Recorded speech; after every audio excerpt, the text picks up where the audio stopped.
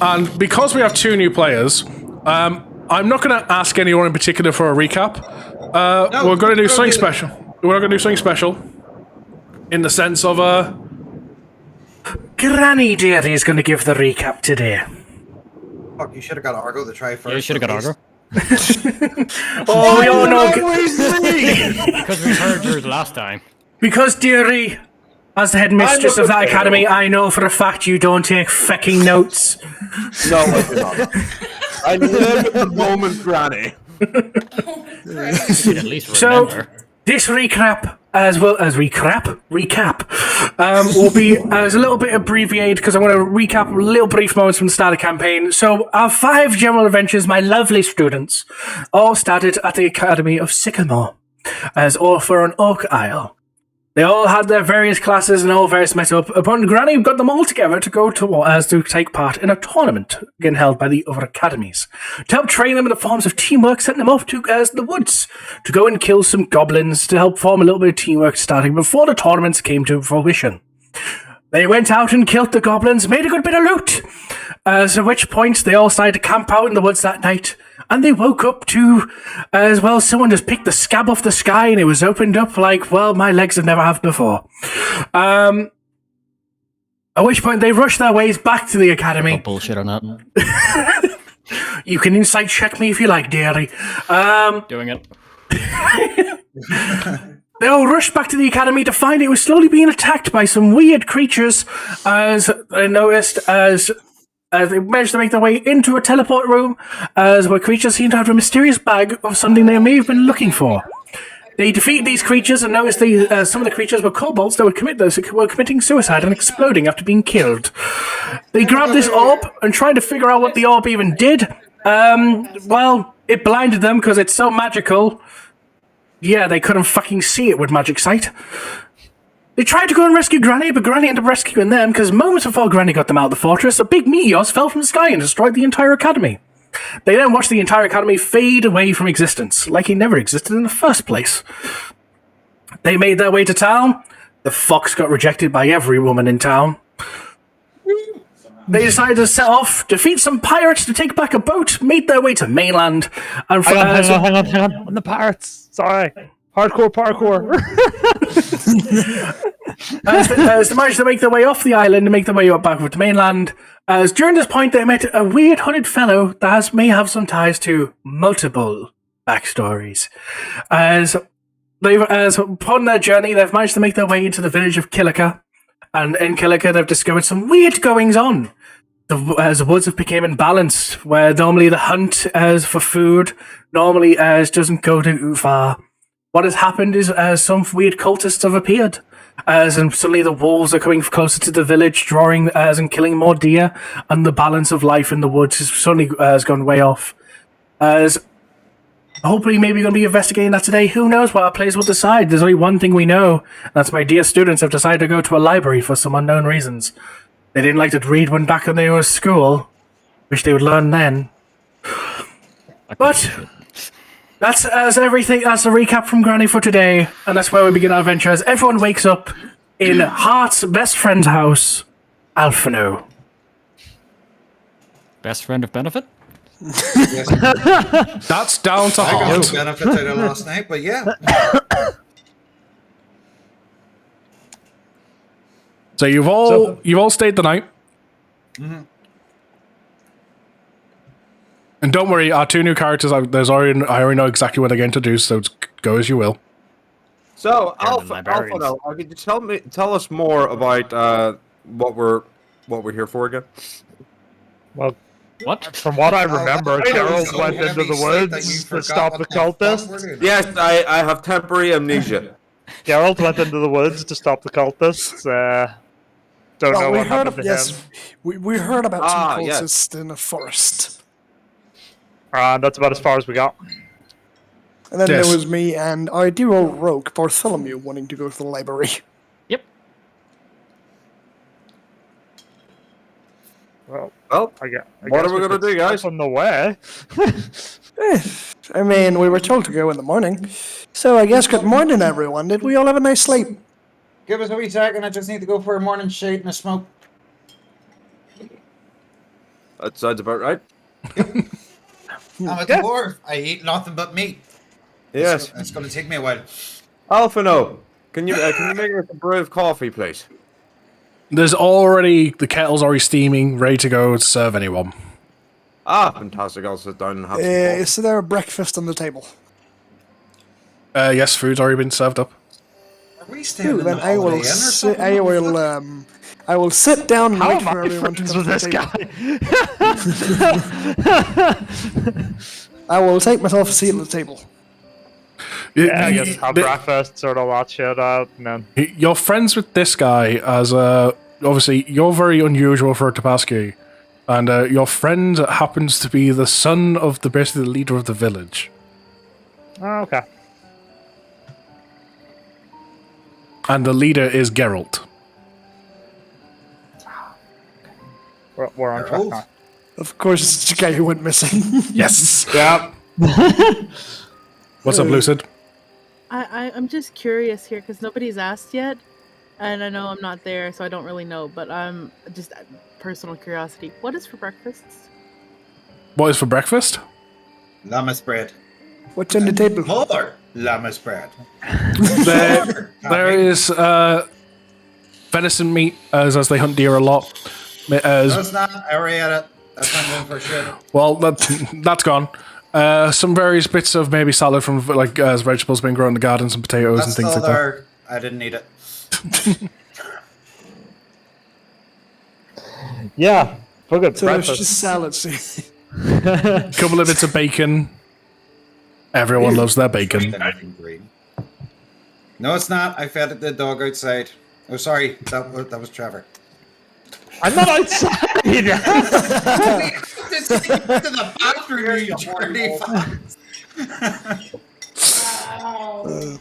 I grabbed See some of the way you whatever's left those left. bedsheets up the stairs. Did you see What's the way those drink? bedsheets were left? To I think drink, it's had a bit too much to drink. because they kind of live as this is kind of like the upper class house. You've got a variety of juices from various grapes, wines, or some just plain water. And on the odd occasion of the guests that do like it, there is also some ale in the house. If you're an early drinker, With our ale? No, that's gone too. I drank that. fucking dwarf. We had a whole cellar of it. Where'd it go? I'll take some juice and some whatever's left on the table. Some of whatever's left on the table. So you're all sorting yourself to your morning meals and that. Yep. Yep. Right, so is everybody all fed and watered? No, I am shouting in the bathroom going, is there any more toilet roll? It's currently wrapped around the fox's head. I don't know what he was doing. He was playing Mummy Daddy. This is his village. I know! Like, nobody gives a shit. This is his friend's house. Yeah, that's why he wrapped the toilet roll around his head. His friend actually gives him respect. You know what? You know how Nobody cats like to just spread leave the toilet it roll? us now. Oh, I mean, so if it's dumb. his friend, he's used to dealing with quite a few things. I would hope so. Around here, heart's actually respected. Clearly, the wrapped toilet roll around his head, yeah. Oh, God So damn. is anyone gonna come join me at the table? Or am I the only one at I'm the already table? I'm sitting there with you. Is anybody getting me fucking toilet roll so I can leave this bathroom? Nope. No, you don't. You've all had your breakfast and everything. Have I been able to wipe my ass? Yes. That's what I was asking. You all leave the house. What are you doing for your day? What's the plan? I'm Yeah, grabbing yeah, extra stock leaves just in case that freaking venison comes back.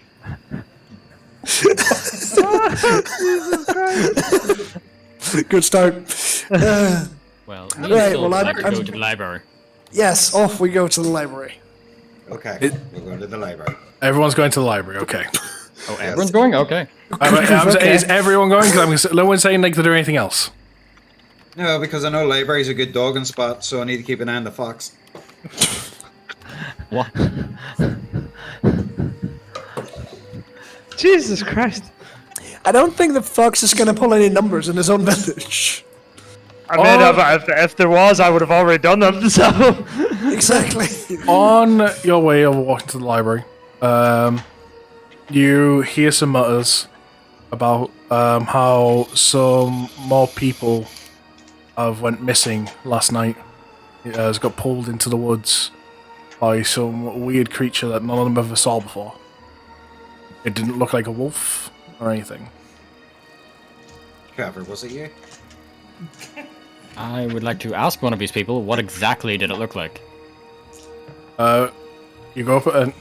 Well, from the descriptions the guards were given, it looked almost like as a very chunky dog. But it had wings on its back. Couldn't fly. It had a tongue flapping from its mouth.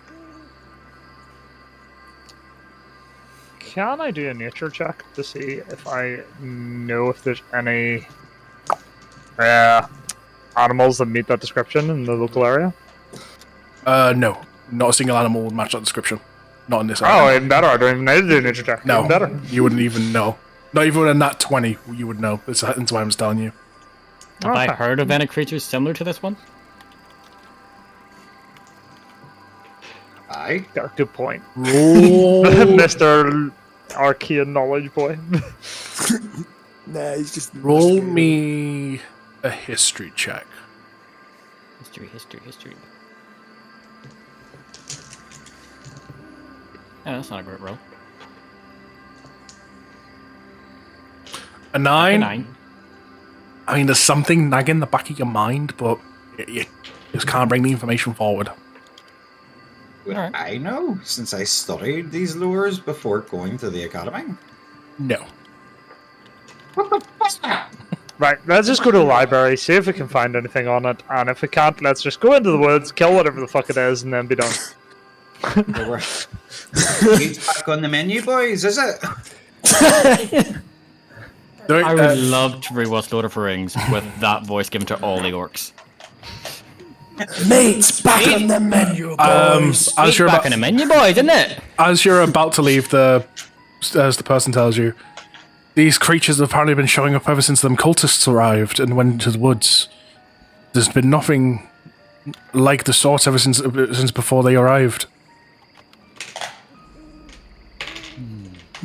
And where are these cultists? They said they appeared in the woods. Like they literally appeared in the village like a couple of days before you arrived, and then fucked off into the woods. You got told this last time.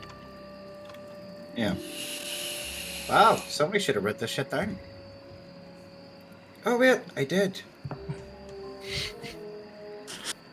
Yep, but he's the dwarf that doesn't want to say anything. I'm the dwarf that gives fuck off. I mean, fuck off. So you make your way to the library. Yes. Way downtown. Is there anything in particular you're looking for? In the library? Yes, like General history of the area, any myths or legends surrounding the area. lore.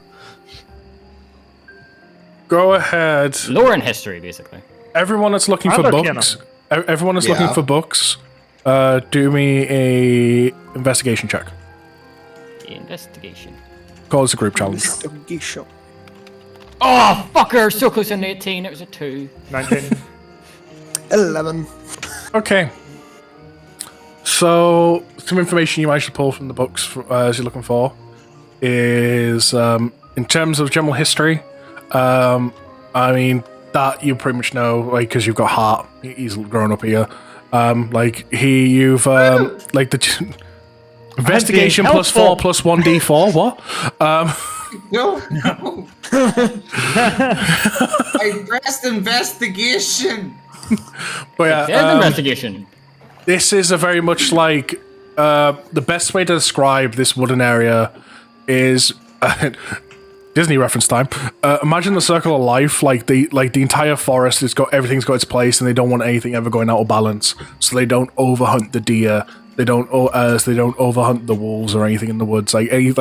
Everything has to keep its balance and the balance of life. And when things as they generally believe in this area of like they throw that balance out is when bad stuff's going to happen to the village, and it's what's throwing things out of whack. Like people going missing in the middle of the night, and all this activity at night time is unheard of until these cultists arrived. And from what Hart felt when he arrived, like, the balance has been thrown off. Something's not right in these woods anymore. As for an Arcana check, stuff like your Arcana things you're looking for, there's nothing more than just maybe some simple rituals type thing that like tribal, like they may do for a festival type thing. What other things were you looking for in books? Myths and legends kind of thing. Myths and legends. So there is one myth that comes up with the investigation you've got there. One in particular. One again, just some words that come up about that you've seen before, but there's no description with these words. This talks about a phrase of the true queen. I remember that coming up last time. Yeah, I'm gonna go too. ask this the librarian if she has any book specifically on this true queen. Oh, there's only a storybook about a queen that was locked away. She was and sealed as a punishment by her two siblings. One gave their life to do so, and it's always said that she was the true queen. And in doing she will come back one day. Come back. It's just a story we tell children to scare them, really.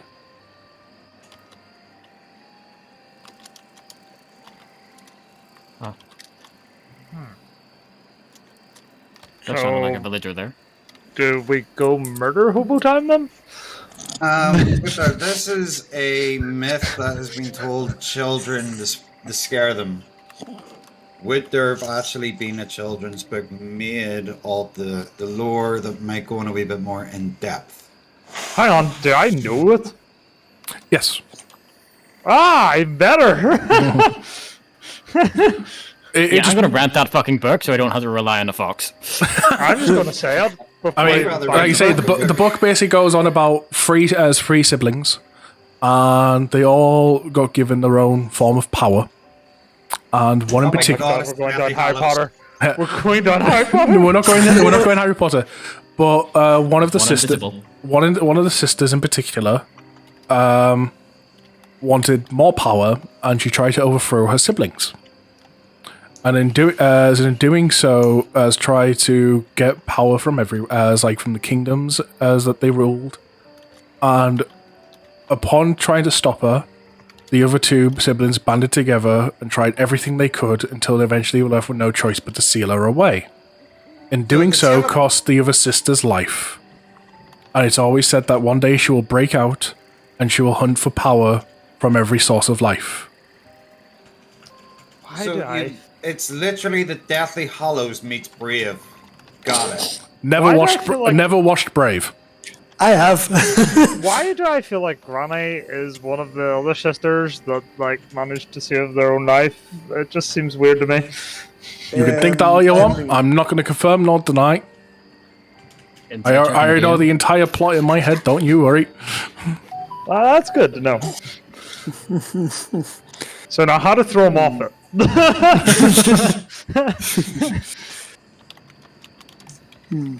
So what's your next move? I would have probably looked for books like the others, but I would have also looked for books about older times in the kingdom, as if there was anything more supernatural-like. With the investigation you got, you will not find any books like that. Right. What do you call that? I would go look at the census. See if we can go back enough to find three sisters. Okay, for the dumbass inside of me, what the fuck is the census? Census is a record of people. The government steals your information. So it'd be like you'd be able to find it's like birth, deaths, and are you thinking of the folk registry or something? It's like you will not find anything referenced to these three sisters. Sorry, I thought I done a really good funny one there. Which sense. I mean, I can just imagine the dwarfs standing at this big ledger, going through it and being like, "Guys, I can't find anything." Here, keep away. Just can we after acknowledge the golf claps down. for Vigar? After sitting down for so long, my character starts to get a little like, not enough's happening here. He's sort of getting into the whole, him being very young, not used to adventures, sort of being like, not enough stuff's happening. Like, what are we gonna do now? When's stuff happening? Goes into a sort of bit of a, what would you call it? No, not frantic, but more of a jittery mood. He becomes a little jittery. Because he wants, yes, he becomes a little impatient and starts to think like, so, when are we gonna have a fight, guys? I am enjoying myself with my books. If you really want to fight, we will play chess and you will learn patience. Let's play chess. I actually do have a chess set on me. There we go. I pull out a dragon chess set from my backpack. Oh, it looks like freaking Bob. Sorry. Are you playing chess? Yes, we're playing chess. Okay. Fuck it. Let's. Real Go on. quick for my notes. Soul, what is your character? I'm a Race fighter. And, no, just I'm race. a variant human. So you're a human fighter. Gotcha. Yeah. Yep, human fighter. Screw it. This is how we'll do it to see how the chess game goes. So opens up, starting play. Who's black and white? Why's it got to be black and white? I'm just going to go stand in chess for my own head. Jesus Christ. Who's red and white? He said it was a dragon's chess set, which means one of them is a red dragon, one of them is a black dragon. Yes, but for my own sake of mind, who's black and who's white? Who's going first? Wait, black usually goes first, so I'm No, gonna white say... goes first. White goes first. Wow, okay, Lumi. White usually goes first. Sorry, forgive me for being a person that actually went to a chess club. So Yes, I did too. Soul goes first. Soul goes first. I'm teaching him patience playing chess, so Soul goes first. Right, Right. okay. So for the first half of the game, can you both roll a d20? Just a D20. Yes, it's a flat d20. Okay.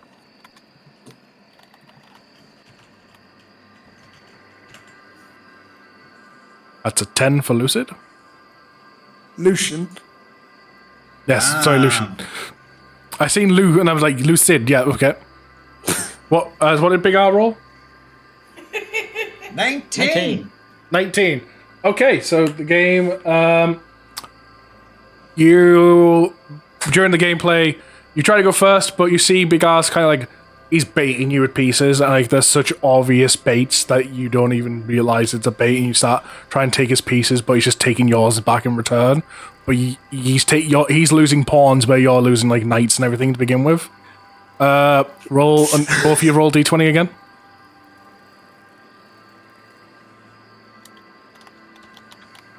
This is intriguing. That was not better. I'm losing this one. The queen is going Lucian bye-bye. flips the table.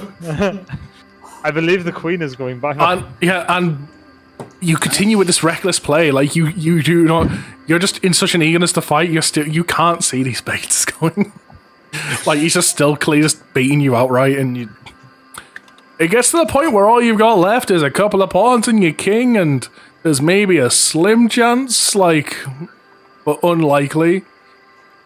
Do you decide to continue playing with this slim chance, or? Yes. Not 20, let's go. Okay, both of you play roll d20. Oh my god. And he flips the table.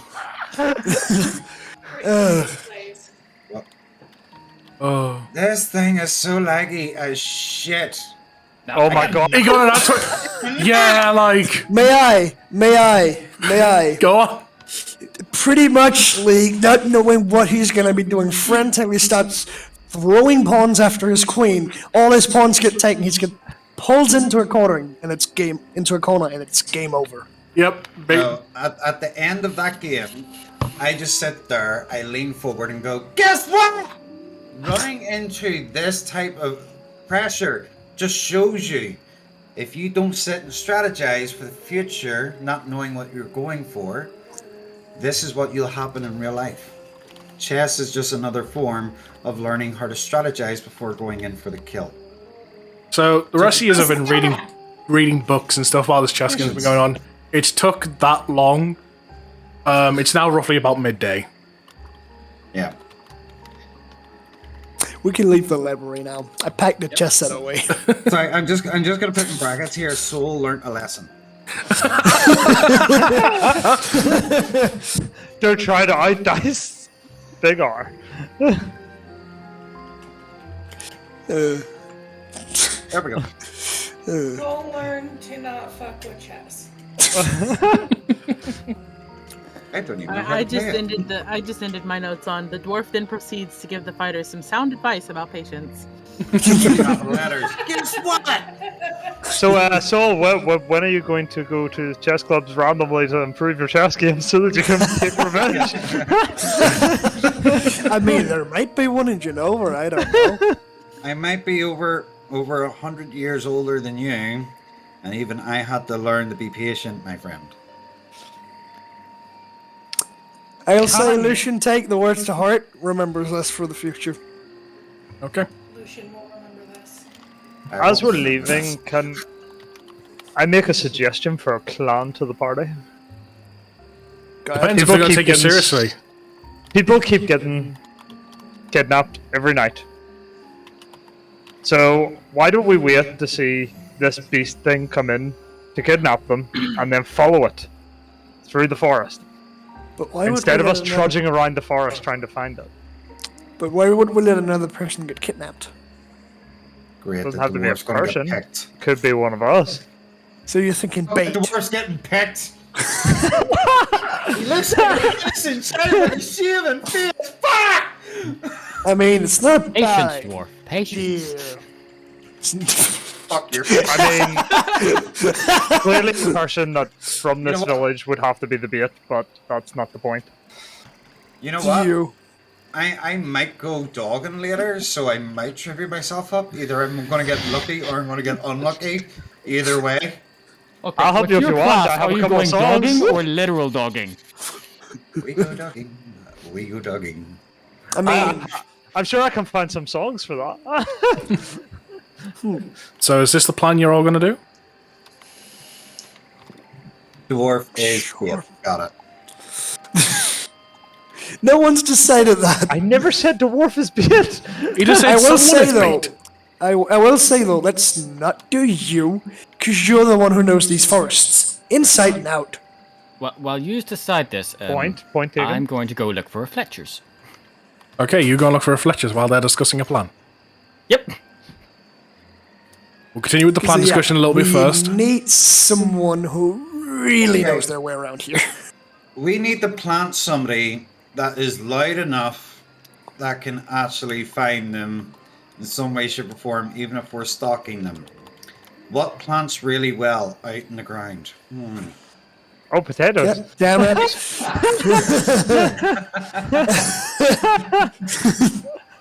Oh God, why do I get the feeling it's going to be either me or our dear old I paladin? believe he was referring to a potato. I don't know, I was just thinking, there's two of us in chainmail. Which one's it going to be? The spud. I was just thinking that. You are going to put me into danger, aren't you? Well, I mean, you normally put yourself in danger, so it's only fair. Yeah, that's very true. Put me in danger. Let's go. So, I mean, I could Well- prepare an absorb element spell on myself to lessen any effects they might try and pull on me. so while you're all discussing this, we'll come back to this in a moment. You do find a Fletcher. Wait, what kind of arrows do you have? We've just got typical some iron steel arrows just for hunting, really. What type of arrows do I actually have in my inventory? That's a good question. It just says arrows. We'll Great. just call arrows. Just arrows. Sweet. I need at least 10 more hours. So you are, I can... So literally picks up like somebody's just freshly made stuff. And give you these 10 as like a gold. Sure, I'll take them. Hands them over, sitting getting back to work. Have you heard anything about this creature that's kidnapping people? Yeah, it kidnapped my neighbor last night. Oh Jesus! Did you get a good look at it? It was before the kidnapping. There was a howl like some wolves. It's what drew everyone's attention. But when we looked, there was no wolf. This weird monster. Okay. And what direction did it come from? It came from the gap over there. You can see. It's roughly where they've been coming from. As roughly where it's been coming from the last few nights. It's that general direction, like this section of the woods. But they seem to be sneaking past the guards every time. And no one's coming into combat with it? Nope. And those that have gone missing in further into the woods. As Geralt went following with a team a couple of nights ago. And a couple of his team came back, but that's only because they lost track. Geralt didn't. Wait, so some of them came back? Yes, because they lost track as lost track as the creature. Geralt continued running after it when the rest of them couldn't keep up. Fair enough. This was like the first night of the attack, so no one was like rested up or anything. We weren't prepared for any such thing. And where are these people now? They're over in by the inn, drinking away their sorrows. Oh, looks like I need to go to the inn. See ya. Well, why do I feel that this is an introduction? Yeah. But don't worry, I know exactly where I'm introducing them. I know. I'm just saying what I'm feeling. Not in character. It ties into story shit. I know what I'm fucking doing. I just need the shit to happen. Do I have to walk by these guys again if I'm on my way into the inn? Yes, you literally walk right past them. Alright then. I'll tell them I'm going to the inn. They can follow if they want. As you're walking past them, you hear the part of the discussion where they're talking about sacrificing the potato. I agree wholeheartedly with that plan. Off to the inn. I follow. I follow because I want to need my final we drink can talk about the plan. It's fine. Let's do it. I ask where he's going. To the inn. So we're going to get the potato that gonna drunk. follow It's you. going to turn into potching so he can be kidnapped. I have another idea to slow down the creature. Go on. As long as Argo is willing Get it to have a spell cast on him. Oh my god, are you going to make Argo bend over and let this thing mate with him just so we can actually kill it? No. If you're gonna D&D make Argo players. heavy, you might not want to bring him. Trust me. You have to trust me in this one. Yeah, I don't think Just- that's a just thing. why? We can do. Do we trust the horny fox? Never trust the horny fox. For once, yes, because this is his village. I will trust the fox. Okay. To be honest, I would trust the horny fox over a spud, but anyway. Wow. Hey, at least the horny fox, has a funny giggle whenever it laughs. A potato's just a potato. Oh goddamn! What am I getting myself into? A lot. Okay, so are you? Since who was it that asked me why we're going to the It was So, Lucian? yes, Lucy. I will explain to Lucian how there are people who have actually went after the wolf who have came back over there. So, best people to ask for information about it. I follow him, Okay. seeing as that is good information. I don't want to be stuck with a Sounds horny like- fox and a potato, so I follow on suit. I believe we're all following the. Okay, so you all make your way to the inn. You get into the inn. I can't hear jack shit. That's not good. Oh, you're using fucking voice me a potato, you piece of shit. Why do you think I don't trust a potato? Nah, I am. You can hear stuff now? Okay. God damn, get better voice meters, seriously. Or pay for them. One or the other. Do something. Oh, money. You'll pay for an audio mixer? Okay, I'll find one for you, Lumi. Sure. Real quick, Lumi. How do you spell the leader's name? Geralt? Geralt, literally just look up The Witcher.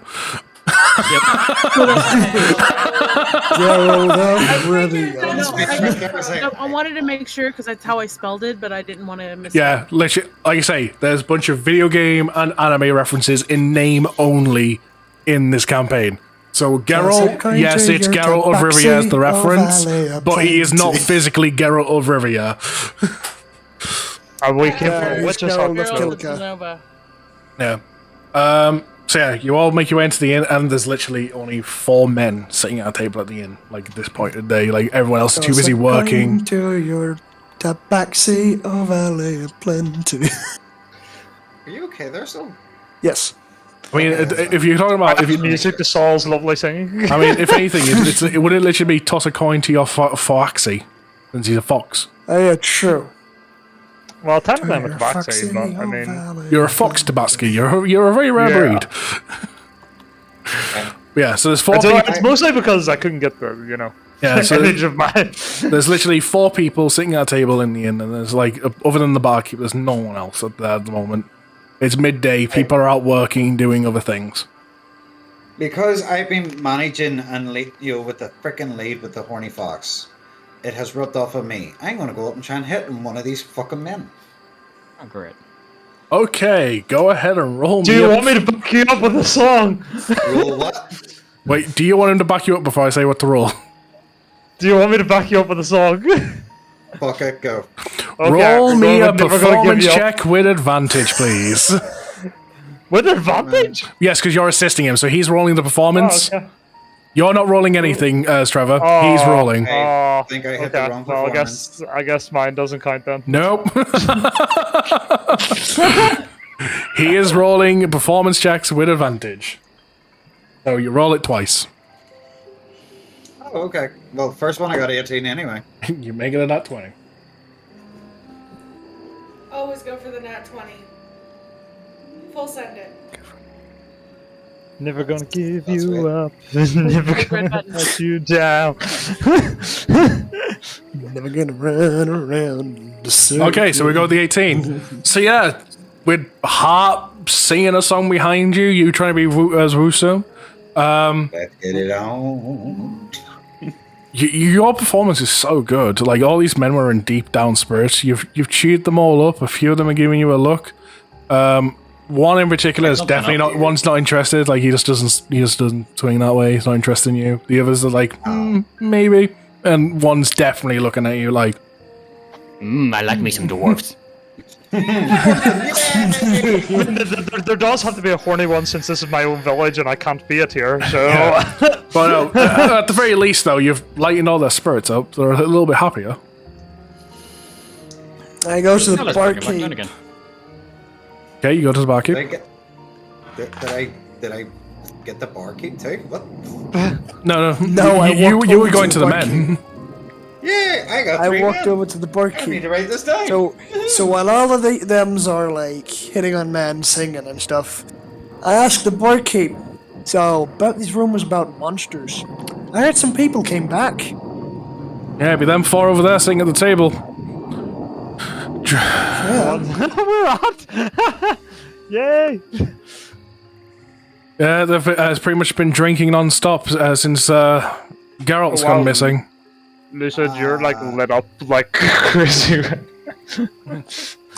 I turn around and say, thank you, thank you. Okay, Thank you. random name out of arse. Okay, here we go. Nathan. Thank you, Nathan. Thank you for the information. Nathan the innkeeper. Nathan the innkeeper, yes. Not even Nathaniel the innkeeper, Nathan the Innkeeper. Taking Nath my innkeeper. Whoa! Sorry.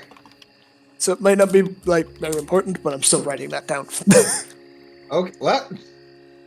Writing down the name of the innkeeper. Ah. I just turn around. Hey, small like big bear. The men you just charmed are the guys we're supposed to talk to for some information about what happened. Gonna Yeah. bring down the mood. Can you wait a half an hour? I might have a foursome here. Speak to the one that Alright. isn't interested. All right. Fuck off. I walk over to the guy. And, Clearly, seeing the signs. I walk over to the guy who's not interested. Upon shouting that, two of them immediately like, if that's like all you're interested in, it's just like, nah. Hey, I've got a heavy sack of gold that I need to have a shower with. Come on now. Nope. Oh god. Like it's quite clear. Like when they looked at you, they were maybe interested in a relationship, not just sleep. Hey, blame the fox, okay? Blame the Hey! fucking fox. We've been trying to get this fucker neutered and spayed and everything else, and I'm babysitting. Maybe I know them. I mean, you would have known them. They're like they would as they typically like the typical guard that would be hanging around with Geralt. Like so, when Geralt's trained you, they were like standing ready and stuff in case anything happened. So again, it's the fox's fault? Yes. Guys, I think we need to talk to you. Hey, what's up? I will leave it to these two to decide, like Saul and Bartholomew. Certainly. Oh, come now. I want help. Speak to You them. know that. What's up? What do you need? We need information on Geralt. Yes, what happened to Geralt? You went chasing after the two fucking monsters. You seen the monsters if you were with them, though. Yes, there was two of them. Yes, and I heard you two got outran. It was literally a late night. We were all going to bed, and out of nowhere we heard screaming. And is there anything you can tell us about how it moves, how fast it can move, what way it moves through the trees? Certainly, it ran flipping.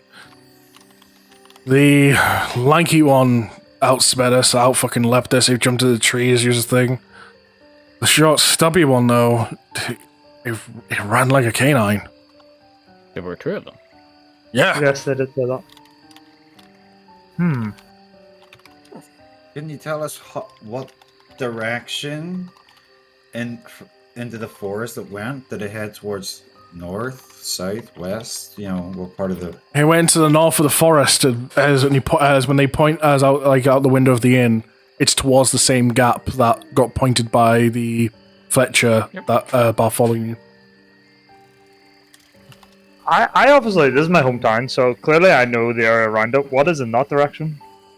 Mostly the thing in that passage is a trail that would typically lead to like the main hunting grounds, really, where you try and keep all your hunts to, and anything beyond that is just like kind of a zone you don't really want to touch, just to, once again, to not upset really the balance, and then just beyond that is just you eventually will hit the ocean at that point.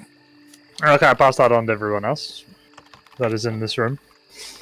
That is part of our party.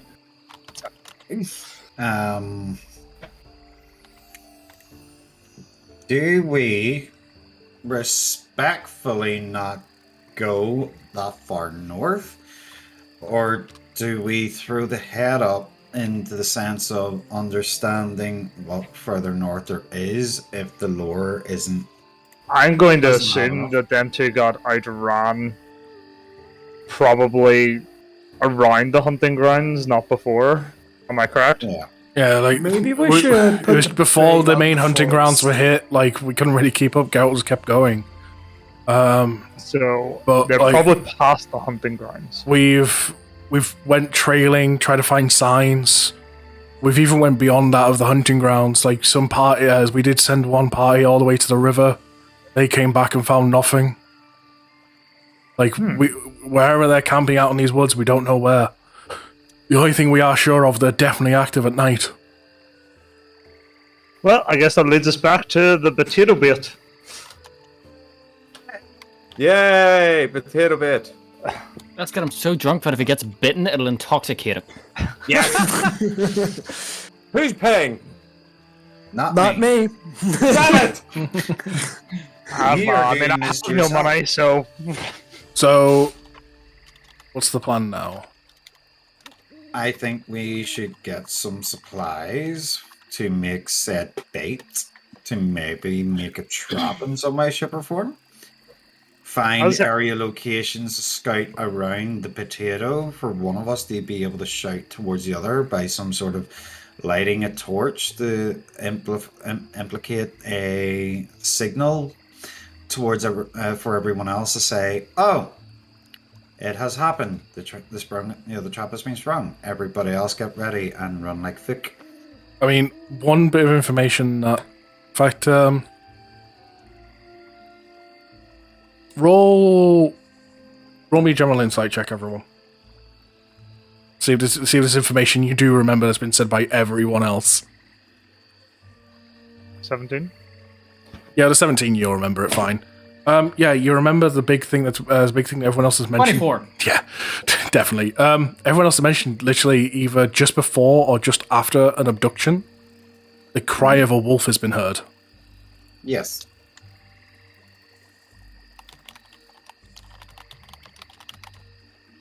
But we have this. Could it be a werewolf?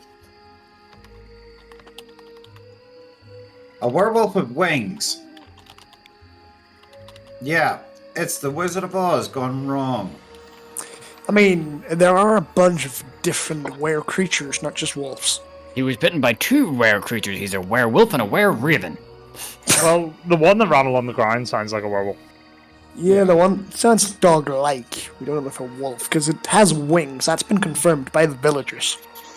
Yeah, Well, was that the lanky one that had wings, or was it the Stubby one. stubby one that ran along? I think we should go back to the drunk bastards and try and get a better description apart from being tall and lapped around and the other one is small and stomping around on Well, all we're fours.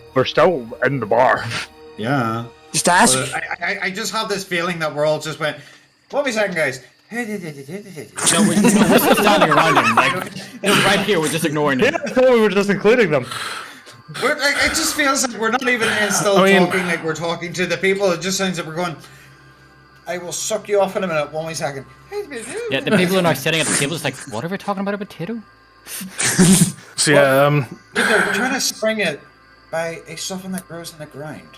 You know So, it's hunting real I mean- people, right? Yeah, but what the fuck's a potato? I don't know. the only description we can What's really your guys' give you. description? The small one, it ran on 4 legs, had a long tail. Yeah.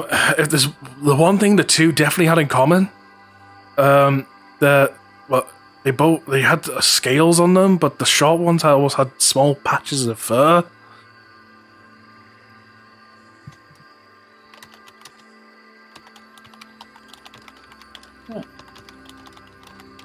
So again, I still think we're on the plan of bait. Yep. So scaly and a bit furry, patchy around every place. Okay. So we're hunting for my ex-mother-in-law. Only other thing I can also tell you about them, the small ones were they were like black grey looking creatures. The long one, the tall one, he a bit more green.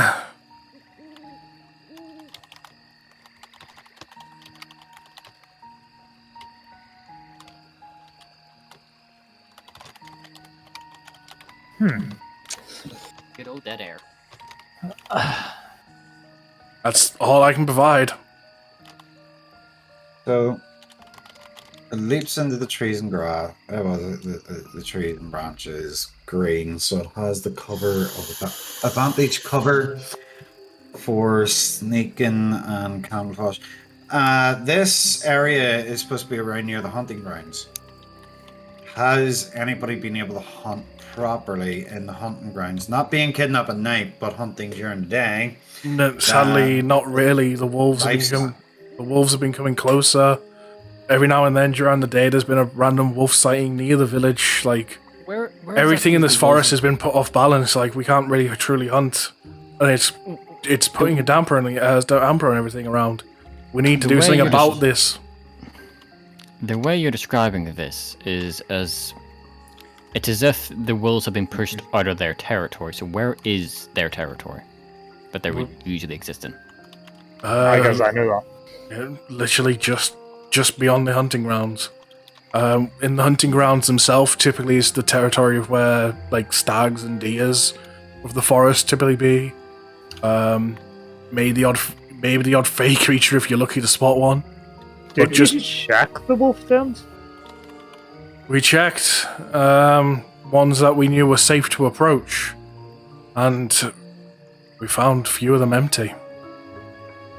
Do you have a map to the ones that you know that are not safe, that maybe has been missed out?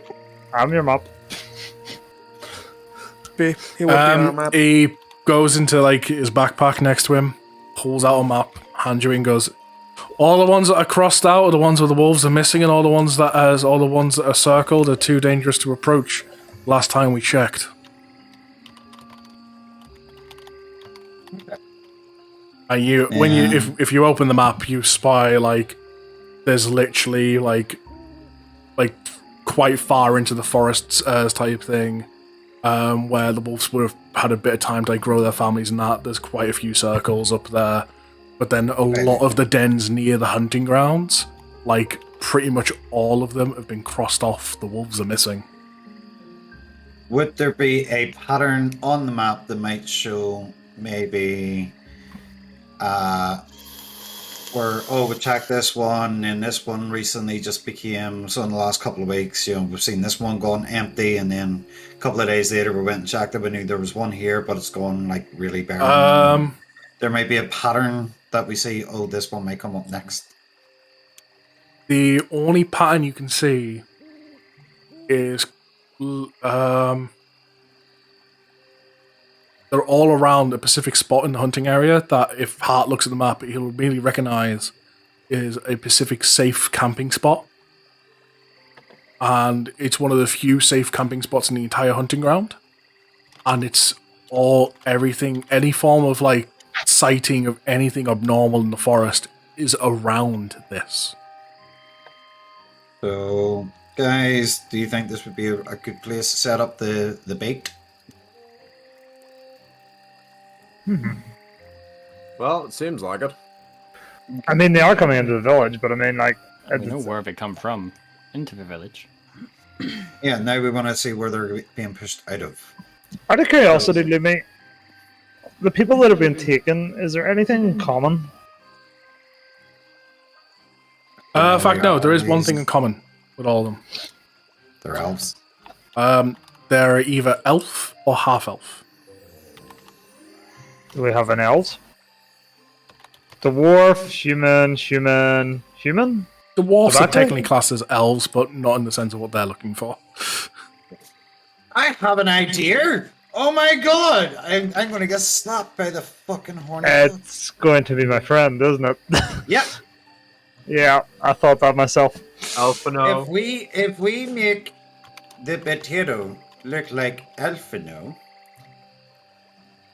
grab Alphino's clothing, I will happily go and grab his clothing for him and not steal anything for myself for later. But and then we go and dress the potato as Alphino and set this bait that maybe it looks like an elf has went into the forest to find something, and then we stay at this campsite and use this as a bait. Or just drag Before we leave, I ask the patrons one final question. So, in terms of this map, whereabouts would you guys say would be a good spot to sort of camp out, to sort of wait for the wolves to turn up? I mean, if you want to wait for the wolves to turn up, like, you're best waiting on the edge over there and just hope you get luckier than any guard that stayed put. But, I mean, you may get lucky and run into them if you go into the woods.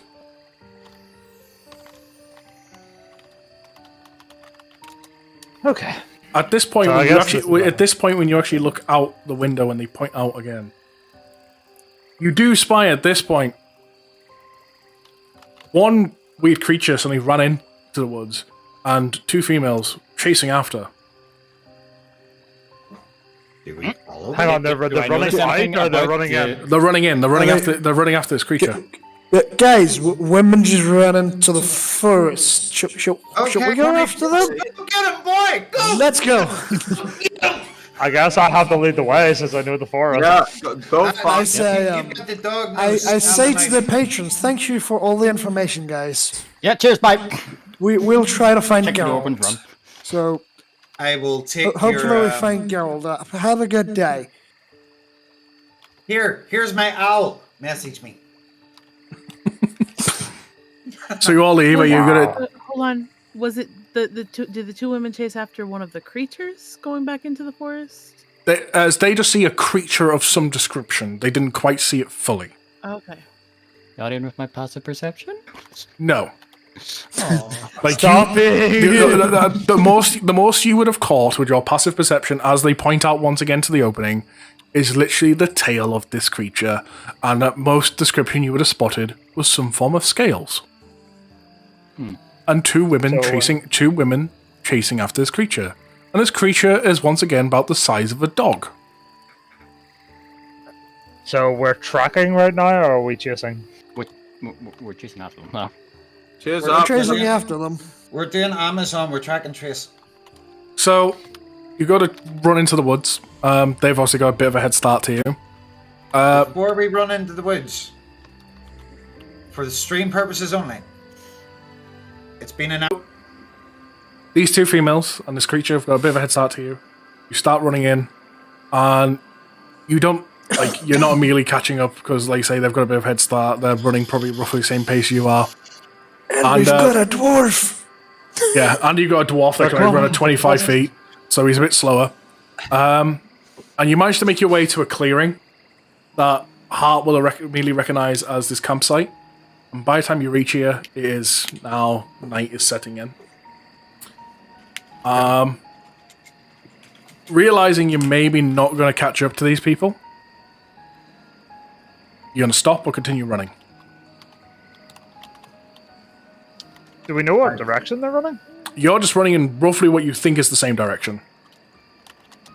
Do I know any way to cut time instead of us zigzagging through a forest? Is there any shortcuts I know? I mean, once again, you'd have seen them go into the forest from the direction of the thing. Yeah, I have no idea then, that's okay. Well, if No, you that's would have fine. known being from there, you might actually know the good dog and spots too. I mean, you say you've reached the campsite that you're recognized to, in the sense, when I say campsite, it's a spot where you would set up camp. So guys, to you instead of guys. fumbling around in the night, I think we should set up a camp. Sure, it could be dangerous. We might even get a little bit of a dog problem, but I think it's better than just running off into the dark, not knowing where we're going. Okay. Then we will set up camp. We have enough potatoes and rice to keep us going anyway. As you go to start setting up camp, who's holding the orb from Granny? Wouldn't that be? That would be in the bag of holding in another bag. That's still Adam's bag of holding, yeah. Yeah. Yeah, it's Yeah. Bartholomew, yeah. So as you get ready to set up camp, you feel the bag slightly pulsate. Just like a slight vibration going off. Giggity. Look in the bag. You look in the bag, and you just basically see the container where the orb is just starting to glow. And then it just suddenly fades out, like it just sensed something real quick. As the glow fades, Lucian, round your chest, feel a slight vibration once as familiar yet different. You look down, your pendant is vibrating, and at this moment, all you hear from just further beyond. Out the bushes come 6 of these short, stumpy scale creatures. 6? That's more than 2. Oh shit! Okay, throughout At the scene, this let's see what it point- looks like. Behind them, comes another scaly creature, doesn't even look like them, running, ready to fight. It has got a vibe going on. In behind that, you see the two females that ran into the forest. Would you like to describe your characters? So, you see a woman who is roughly 5'2", silver hair, white scales on her legs, kind of minimal clothing underneath some scale mail, with a longsword out looking ready to bash somebody's face in. Kinky. Indeed. Lucy, would you like to describe your character?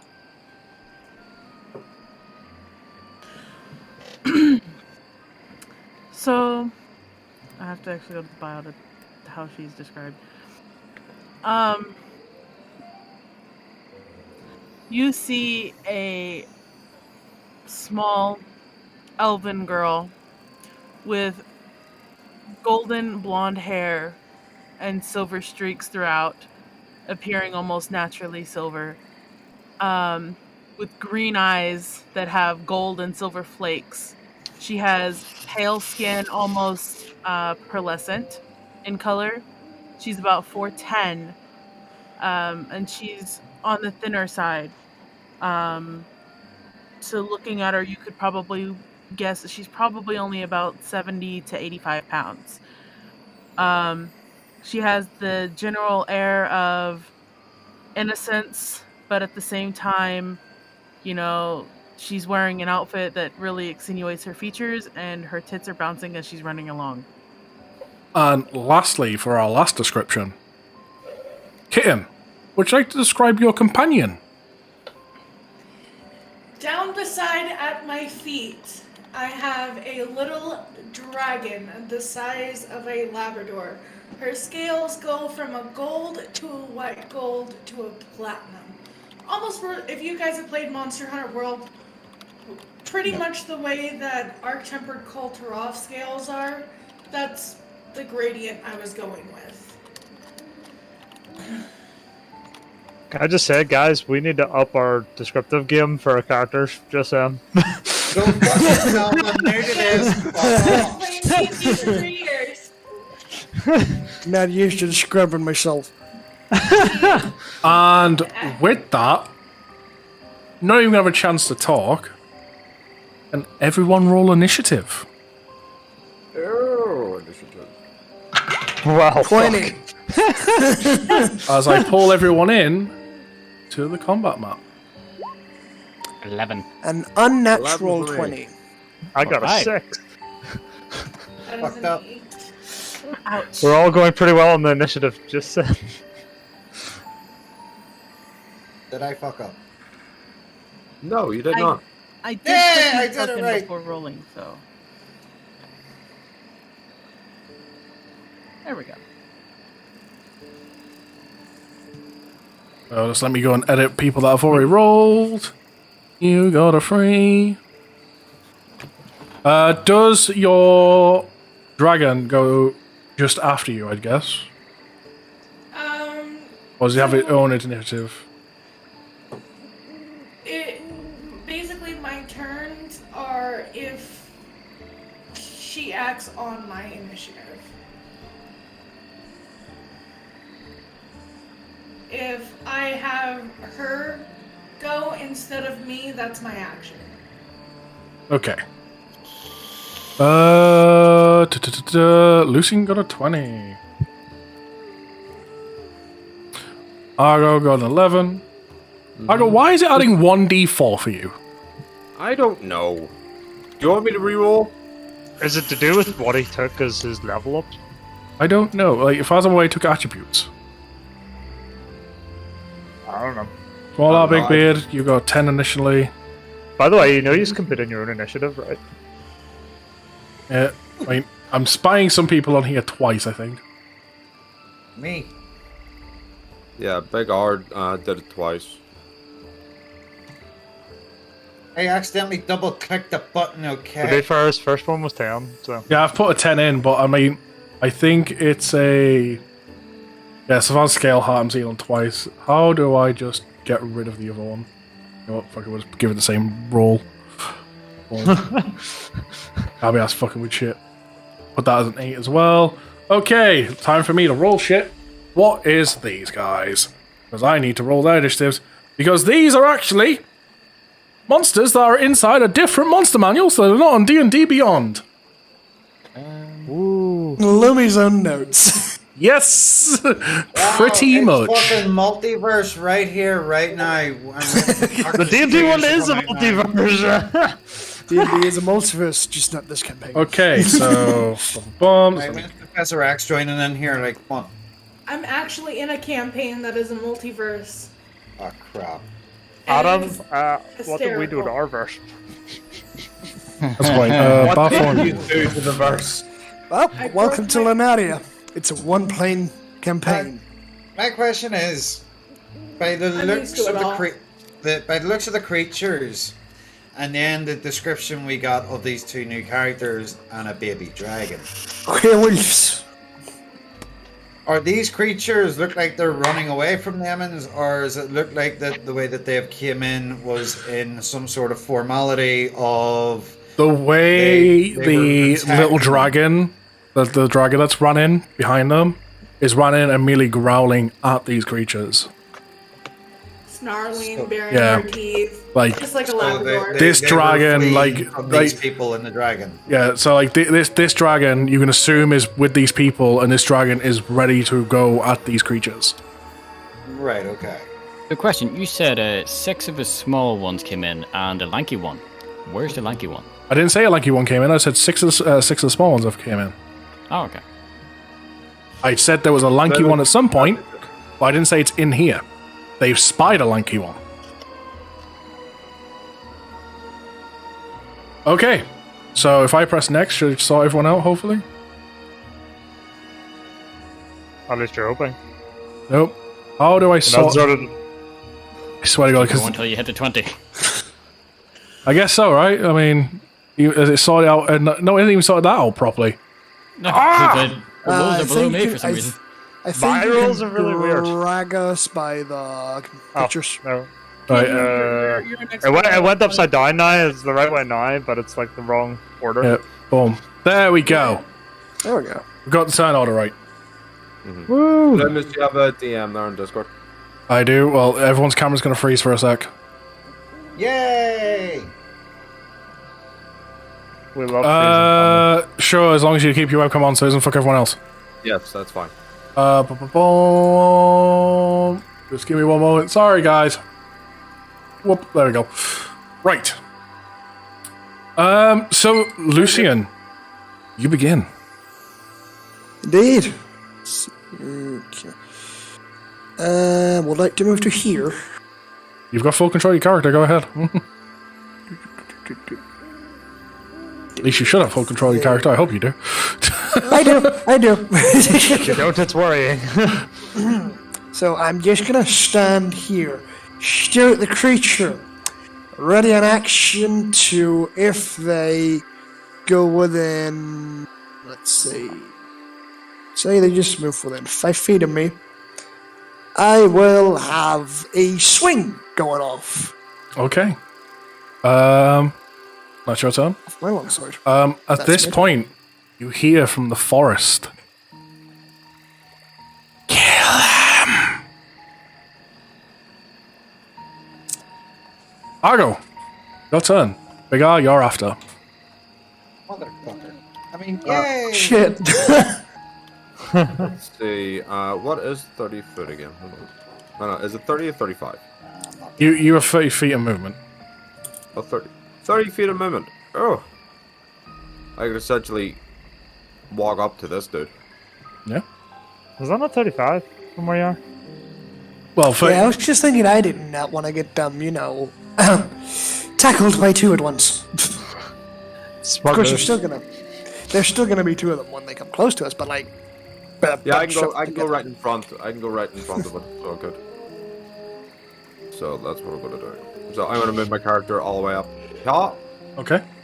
Okay. Give it a nice big swing with me sword. Go for it. 14. You swing your sword and it just grazes through the scales. Like, he's not affected. Wasn't hard enough. Well, shit. You tit. That's alright. I have the tank, so I must be in front. It's fine. There's two of us, basically. We've got the same hit points. Small R, big beard. Okay, what am I gonna do? I'm gonna do the smart thing and make sure I'm equipped with my crossbow first. Then I'm gonna move up to here, which is only about 15 feet. 20 feet. 20 feet. And then I am going to aim for...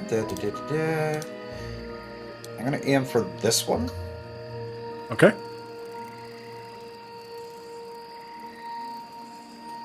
Yeah, don't shout at me.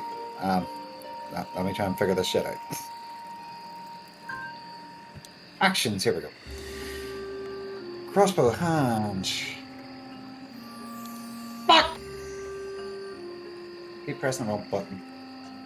When crossbow hand to hit, you've pressed the right button. Aye, but I'm supposed to hit the little B, and I keep forgetting to hit the little B. It's fine, I can see it over here. Ooh. I got a nat one. So, I mean, what I'm gonna do, like, you go to fire the crossbow, and you just watch the arrow that's, like, lodged in. Like, it's just caught on something a little head, and just... The arrow just snaps when the string pulls forward. Doesn't even come out of the bow. I shouldn't have recycled them from the last fucking fight we had. Maybe I should have went with frickin' Bartholomew and got more fucking better fucking arrows. In regards to your DM soul, no, it stopped the moment they came out the bushes. Thanks. So, Okay, now that we're is on to me. the Drake's turn. So, starting with Drake number 4, this one. He is immediately feeling the presence of behind him. Just going to turn around, come up right in front of this dragon's face, open its mouth. I would like the three of you there to do a Constitution saving throw for me, please. Oh, joy. Breath weapon.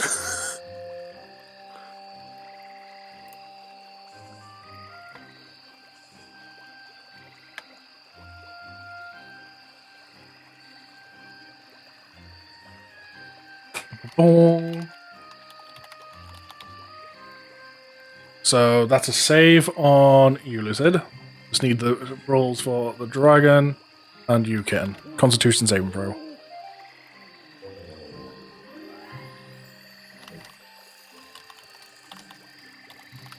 $14. That is a success. And what's the 9 on? You're muted. You're muted. Fuck, fuckity, fuck, fuck, fuck. It's a 14 for the dragon and a 9 for me. Okay, so you fail. So, like, this breath just comes out of the mouth, and you fail to, like, stop breathing for a bit, like, just let it pass, and you absorb a bit of it in, and you just feel, like, a pulsation throughout your body.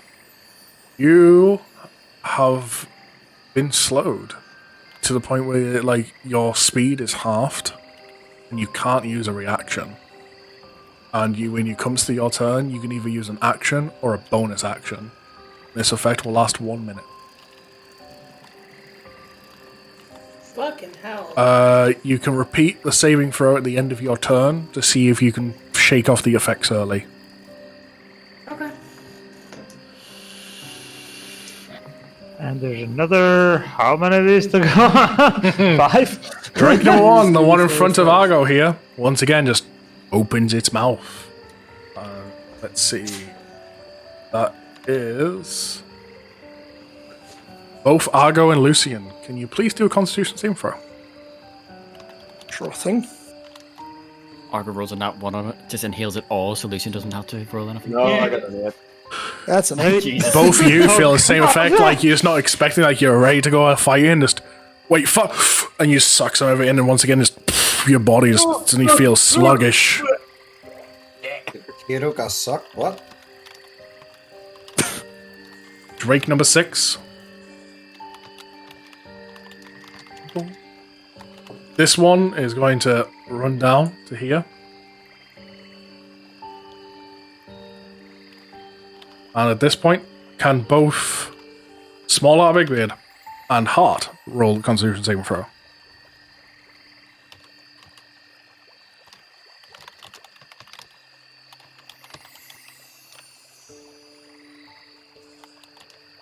The lag is so fucking real. So, smaller, like you're right in front of it, like you don't even like have a chance. Like you pretty the moment it comes out, you suck it in, like you feel slowed, sluggish. Heart though, like it comes out, you manage to like put your hand over your mouth, like shake any of it away so you don't breathe any in. Sweet.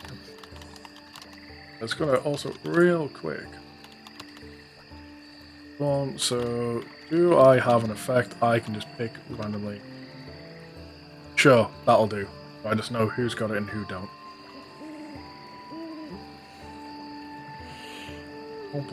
Can I ask, this slow thing, is it a condition? Yes. Okay. I just needed to know. Okay, we're on to Drake number 3. So this one's actually going to run down at Argo.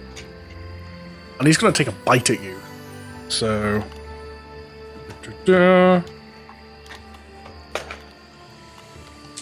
me just go ahead and get thing. You've got Annika. A lot of dice. Yes, that is a lot of dice. Was that a hit? I'm calculating right now, so it's... Nope. Like, he goes to bite, but, like, he just, like, is... As he gets to hit, his teeth hit your armor, it just, like, barely gets stopped. Right. Yay! 18 armor class. Gotta love it. Right, what's that man's speed?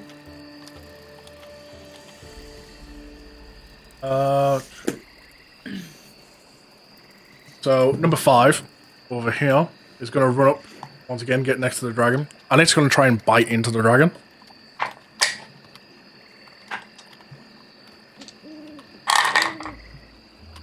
And, no, it goes to snap, but it just forgets to reach out its neck.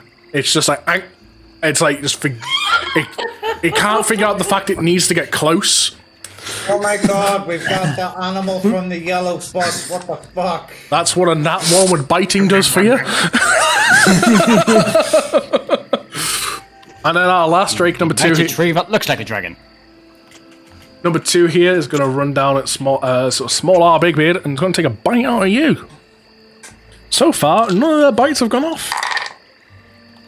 And that is also, like, it just goes to bite you and it's just, like, it's almost like it's almost treating you like me by a fucking foot because I'm a dwarf. No, like it gets to your arm, but it's not really biting. It's more like a dog with a chew toy. Like it's like it's not really trying to latch down its jaw for some reason. You're like, what the fuck?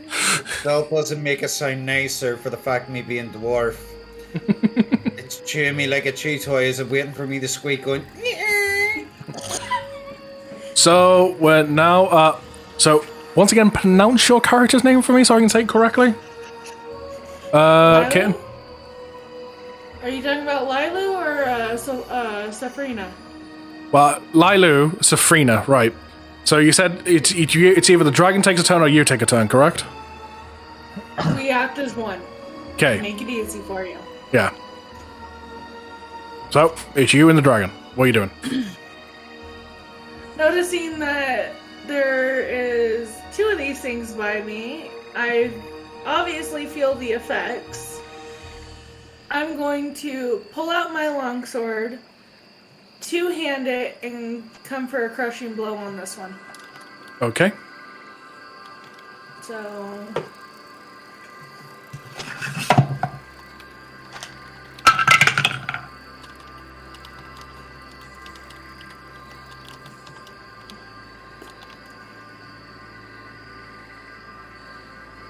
That is a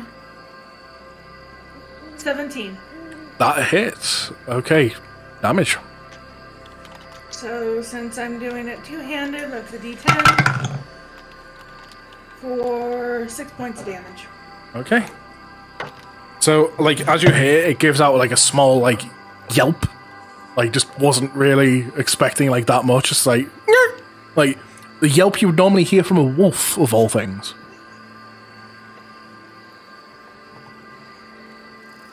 Let's make sure I get the right one on my book. Okay, it's you. Bum, bum, bum. And that is now that. Next. Boom. Hot. Correct? Can I ask, do I know what the slow, what does it entail? Do we know? Or are we working blind? From your perspective, you just feel very sluggish. Like, you can't Well, really... I'm not affected, but... Oh, you're not affected, no. I mean, it's, from what your perspective, like, they've just given out a gas, and, like, everyone that's kind of, like, breathed it in slightly, it's just, like... It's, like, the best way to describe it is, like, the Maminas went from, like, this to... like, they're just kind of... Okay, so energy's just kind of dropped type thing. Almost. Something like that. They've still got energy to do stuff, just not anything over the top anymore. Art would like to toss a Red Bull. I'm going to move to here. And I am going to cast Restoration on our lovely little soul here. Okay, so you touch a creature. Lesser Restoration will take away any status affliction or condition affecting, one disease or condition affecting. I accidentally cast it twice. Right. Yeah.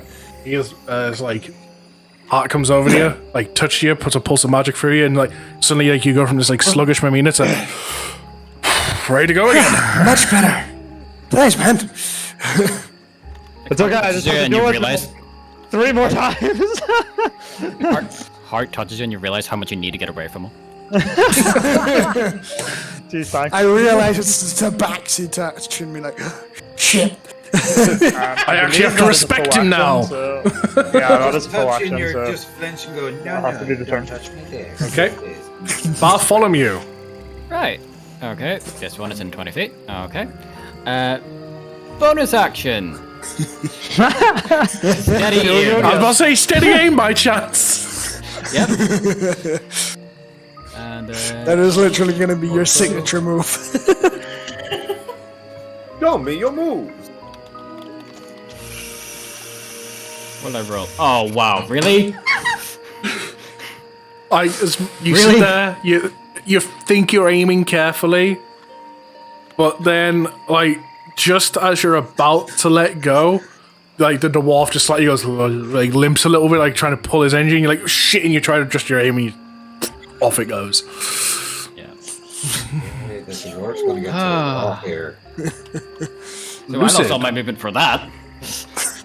Lucid, it's your turn.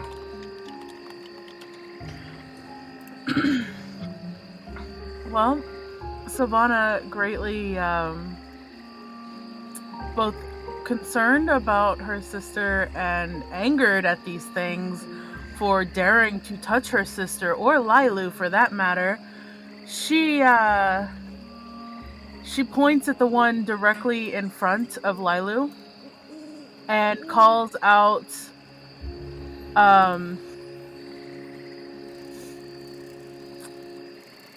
I'm just gonna just that. If it works. There we go. Toll of the Dead. You point at a creature you can see in range. The sound of a drum bell fills the air. The target must succeed on a wisdom saving throw. Okay.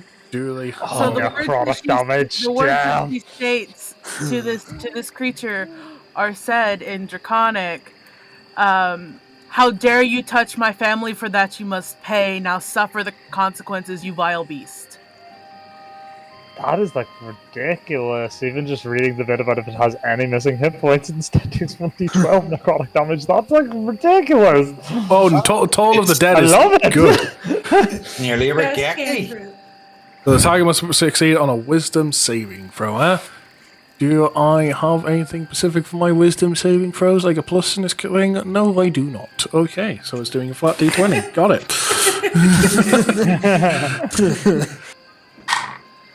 Okay, that's not one. What? So yeah, Roll the 1d8. yeah, roll the 1d8 necrotic damage. Am I resistant to that? No. Or do you want to make that a crit since it got a nat 1 on the saving throw? Can you It's up to crit you, on DM. those? I mean, It's only. I mean, it's critically failed. yeah. You know what? Yeah, sure. Go for it. Go for roll 2d8. Go for it. Well, no, because all I was gonna say is for the crit version of that, since it rolled a 1d8 on the wisdom saving, we could do the 1d12 instead of 2 d8. I mean, every other crit is normally double the dice, so I'm allowing you to double the dice here. Okay. This creature literally just Do it. Do it. 13. Now, just imagine if that would have been if you targeted the one that your sister had already harmed. That would have been 2d12. I didn't see which one she had attacked. I was too upset over the fact that there were things attacking my sister and the dragon. What does necrotic damage do again? I keep forgetting that one. Does that not have a Necrotic, dot? take this into a perspective. Dark magic. Yeah, no, I get Okay, it. so I do you know it know has how side blood effects. rots? It can like suck Yes. the moisture out of your body. It That's can cause you to basically rot. It necrotic can- damage. Okay. Who has an Okay. airplane? storm somewhere? What the fuck is going on? There's an airplane. Oh. Sorry, I'll take care of it. Don't worry. Okay, There's that's even a... bigger dragon flying over. Oh, fuck, shit, no! What the fuck? A dragon roars in the sky. No, I'm kidding. Okay, yeah, so, like, when you do that, like, you must watch as, like, some bits of its, like, due to the necrotic damage, like, some bits of its flesh that, like you watch blood come out of its ear, and bits of its flesh, just, like, from the vibrations in its head, like, fall off to reveal, like, white patches that then slowly grows back into this disgusting form that you're seeing. Can you re-describe that while Kitten unmutes herself just to have that roar in the background while you're doing it? Do it, unmute kitten. That would have been perfect. That's not even a dig. That would have been perfect. But so you watch as blood comes out of its ears, and the vibration of its body causes patches of its as undead flesh fall to the ground, revealing patches of white fur, and then from the fur slowly grows more flesh. So it happens Hey, when you Scoob, look look just what happened. There you go. Lucid. Not Lucid. Lucian. Lucian. Fuck's sake! That's gonna take me a while. I would like to. I'm gonna go over here. There's another dragon. Are you gonna have some Fuck off! You're not here yet! We're not at that level, fuck off! I'm sorry, I live so close to the Air Force Base. It's fine, don't worry. It's the perfect ambience. Perfect ambience. It really is. Fuck back off to Terragon! We're not there yet!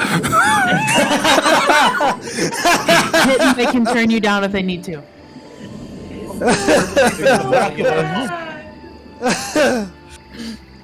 Yeah, damn it. Nice having some background music. Well, there is background music on my stream, I just can't put it to the Discord at the same time.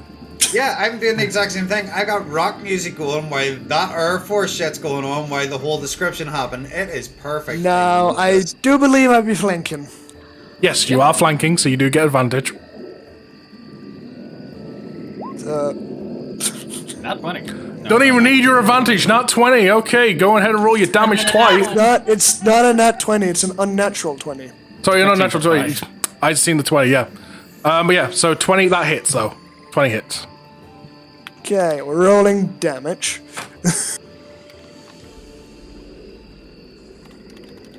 And the hubby's sleeping for So That's 11. 11 damage. How are you getting 11 from a one-handed strike? Isn't it like a D8? It's probably depending. He probably has on what modifiers on it his as well. Modifiers, yeah. Modifiers +3. Ah, right, okay. Because he fights with a sword and shield, so.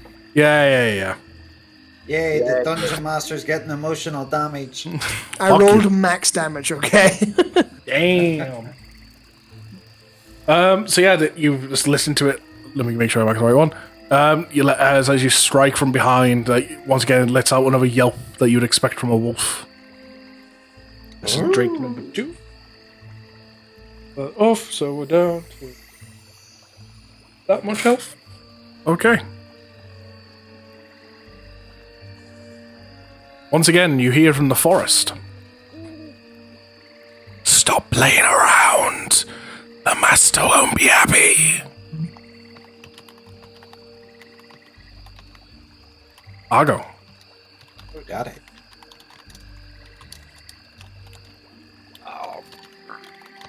Yeah, I'm just gonna do another swing on this bastard. You're just gonna go for a swing? Okay, go for it. He's going for a swing and possible miss. Most likely a miss. Nope, that's a natural hit. 20! Not natural 20. It is 16 plus 5. Oh, yeah. He's doing him. Unnatural. He's doing to me now. It's an unnatural 21. 9 damage. 9 damage. Okay, so the one in front of you is number 1. We are number 1. Okay. Like you hit this one and it just like kind of growls back at you. Like when it's growling, by the way, so it's like got really sharp teeth in front of it, and just on the side of it's just this tongue So flopping yeah. out. What? So it sounds like the jet's rolling overhead. Gotcha.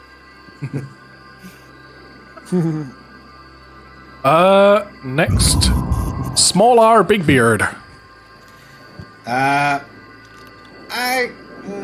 I'm going to change my bow to my axe and get ready to attack the one that is in front of me just before Lucien. You mean this one? Yes. Okay, go to swing. Yes, with the great axe. Let's go. You've got advantage.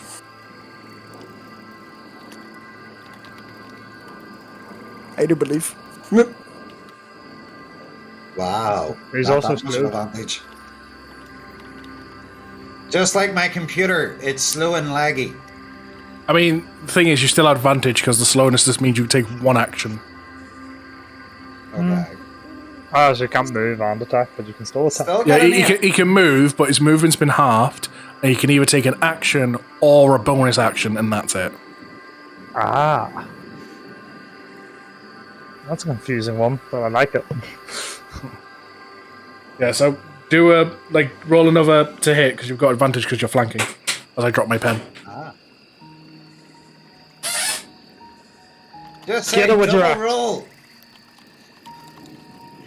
I don't understand terminologies. It's gonna be shit. Advantage means you roll twice, and you take Yeah, the greater yeah, no, roll, which is an that's 8. You miss. No shit. You miss. Move on next turn. Okay, Drake number 4. Yeah. So Drake number 4, one being up here again, is gonna go. This one's gonna go snap at the dragon, ears bleeding type thing. It's got no sense of like balance anymore. It's just like kind of wavering. So along with that critical strike, I'm also going to give this attack disadvantage because the amount of damage you do with that Toll of the Dead, he's got no balance to even try and be precise with this bite. Okay. And thanks to that, like, he just, again, goes to snap and just goes right next to the dragon. Like, he looks like he's about to grab the neck and, yeah, he's waving all over the place. Hey, the blood vial. My god, that wind be strong tonight. I'm sorry, but I had a burrito earlier. What the fuck do you expect, like? Okay, Drake number 1. The one in front of Argo, the one that Argo's been attacking. Again, this one's just gonna go for you're gonna try and bite at your legs. Nom nom nom. It's an ankle biter. It is an ankle biter. Argo decides to bite his legs. Oh, that is a plus. That's so sick. Once again, like just like before with someone else, I think may have even been you. Like as the teeth come around to the armor, and as the teeth go to try to penetrate like the armor around your legs, it just can't quite break it. Drink number. Can I not use a bonus action just to kick it in the face? No, because you use an action and you can't have a reaction. Sadly, you've lost your reaction. That reminds me, actually, real quick. Whose turns have we had? Smaller and Argo. Yeah. Because it has been your turn. Can you both roll me a Constitution saving throw real quick? Because you're meant to roll at the end of your turn. There was also kittens as well. Does she get it after? I'm still. Yeah, Kittens hasn't came up yet. Even if it hit her on the turn before she took an action? She hasn't had an act. She. Yes, she will. So yeah, Kitten also roll me a Constitution. Yes, you are right. The turn has happened between. I need to keep. It's one of the things I need to keep reminding myself of. Small R's gone away, so he can't roll his. Yeah. You need a con save from me? Yeah, a con save just to see if you lose the status effect for your turn coming up, because you did have a turn between getting it. Why did that sound seductive? That is a 15. You fight it off. You've no longer got it. Big R, do a Constitution saving throw. Once you've unmuted. The dragon landed. Argo, you might want to take your own advice and do a Constitution saving throw, not a Constitution check.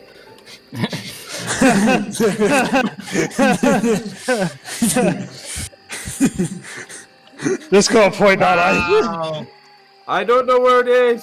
It's right underneath the normal bars.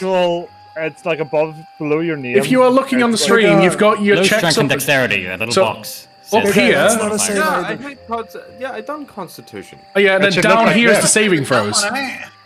It should look like this. Charisma save. Yeah. If you are looking on stream, the top bar is check. This box is saving throw. They are different. Yeah, that's the one I did. What about It Argo? says Constitution. Check. Yeah, you also did a Constitution Save. check. You need to do a small box. I did the small box. No, you didn't. You did a check. Yeah, I did one as well. Oh, 14. Constitution check for me. It was an 8.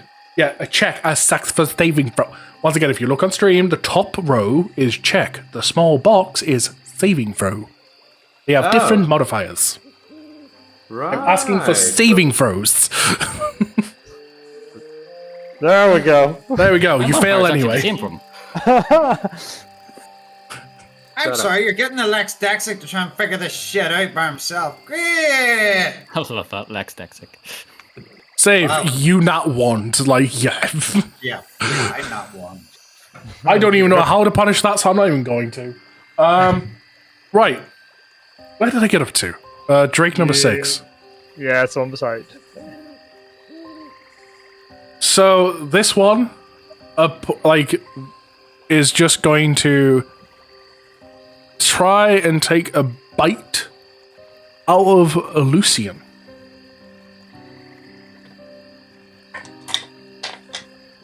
For some reason, the DM thinks it's a smart idea to have all of his monsters to go for the high AC people. Gee, I wonder why. Okay, so he goes to he jumps to bite at you, and you go to bring your shield up, but just quite not enough in time to the point where he gets it between you and shield. Bite comes in, you feel it, and when not only do you feel the pain of the bite, you feel from the area just a pulse as pain. You are taking.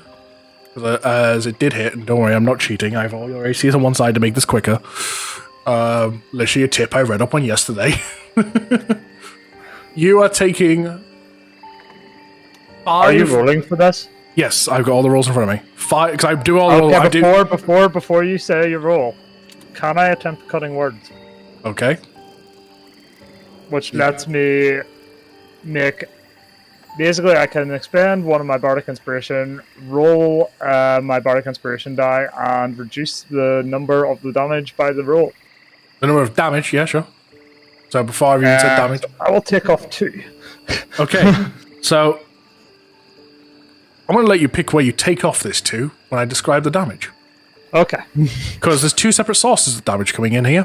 Yeah, I have to do it before you declare the roll, though, so I had to make that dance. When I'm rolling the attack, I'm rolling the attack roll and all the damage dice at the same time. Yeah. So you take 5 piercing damage and 3 poison damage. Which one are you taking the 2 off? Fuck! I think I will take it off the piercing damage. Okay, so you take 3 piercing and 3 poison. That's 6 in total. Yes. I don't have a thing where it's like poison and stuff. So It's just straight poison damage. There's no like roll to see if you're poisoned. Okay. On to Drake number 3. That hurt. I think we should start naming these drakes. This one's called Gerald. This one's called Michael. You're Steven. So this one's gonna like kind of This is go Jezebel. round Argo to get like so like Argo's now in between these 2 Drake-like creatures, and it's gonna go for a bite on you. That's the first roll because it's got advantage, and then we roll damage. Okay, so it rolled a 24, so it's hitting. You take, like, from behind, like, you just feel it leap up onto your shoulder. And you are taking 6 piercing damage, Argo. Along with 5 poison. So I'm taking 11 damage. Yes. Yep. I have no idea what Big R said, and I have no idea what he's giggling over. Because you said it takes him from behind. Oh. Living with a bunch of children. Took me from behind. So Lumi, do you use like speech and stuff like that as like free actions during anybody's turn? Yes. Okay, well at this point, seeing this creature bite into the ballsy one as Savannah has started calling him, she cries out in fear for her new potential friend and reaches out towards him in concern. Okay. Do you respond at all, Argo? I love you too, random citizen. The fucking bastard bit me! I can barely hear what the fuck he said. You tried so hard there, and it does kind of land. No, in all honesty, Lucid, I barely heard anything you said there. She screamed out in concern for you as a new potential friend, reaching out as well. Thank you for yes. Help! Thank you, random citizen. Oh no! Yes, help me! Please help. Please help! It bit me and showed me. Please send help. So Drake number 5. These two Drakes up here are just seeing this, like they're just seeing this dragon as a threat, like thing. Like they're not even concerned about you two. Like this dragon is a threat. So it's gonna try and take a chomp at the dragon. Like even though you swung it doesn't care. Like this dragon is its main threat. So Hard too. Thanks, random stranger, for saving literally my ass from behind. So it hits. It's taken 5 piercing damage and 6 poison damage.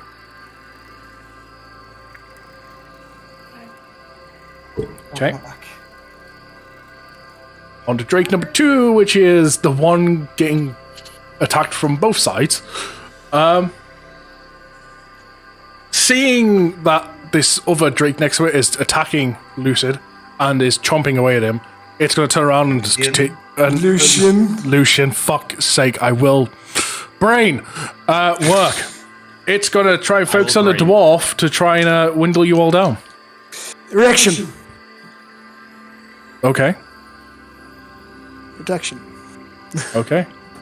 I can post Thanks disadvantage. for the condom. So opposing disadvantage, so we'll roll the attack die first, so that's that. Correct. Rib for your pleasure. You lucky bitch. It was very ribbed. So Disadvantage working.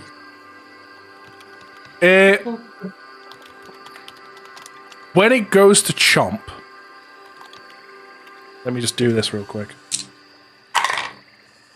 When it goes to chomp, you manage to like quickly just get your shield and bash it on the side to the point where like you're not bashed its mouth, you're bashing its body, and as to try and like help protect, and you bash it to the point where its mouth chomps down onto the drake next to it. Shield bash. Which drake is that? It's that one, number 6, and that one. That one is now taking.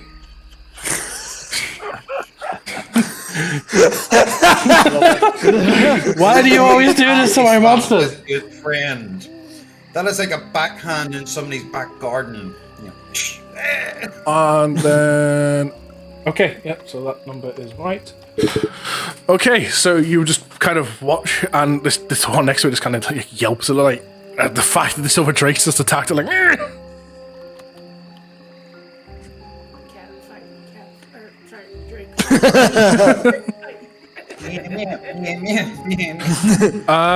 Okay. Purr. Kitten, you and the dragon's turn. Okay.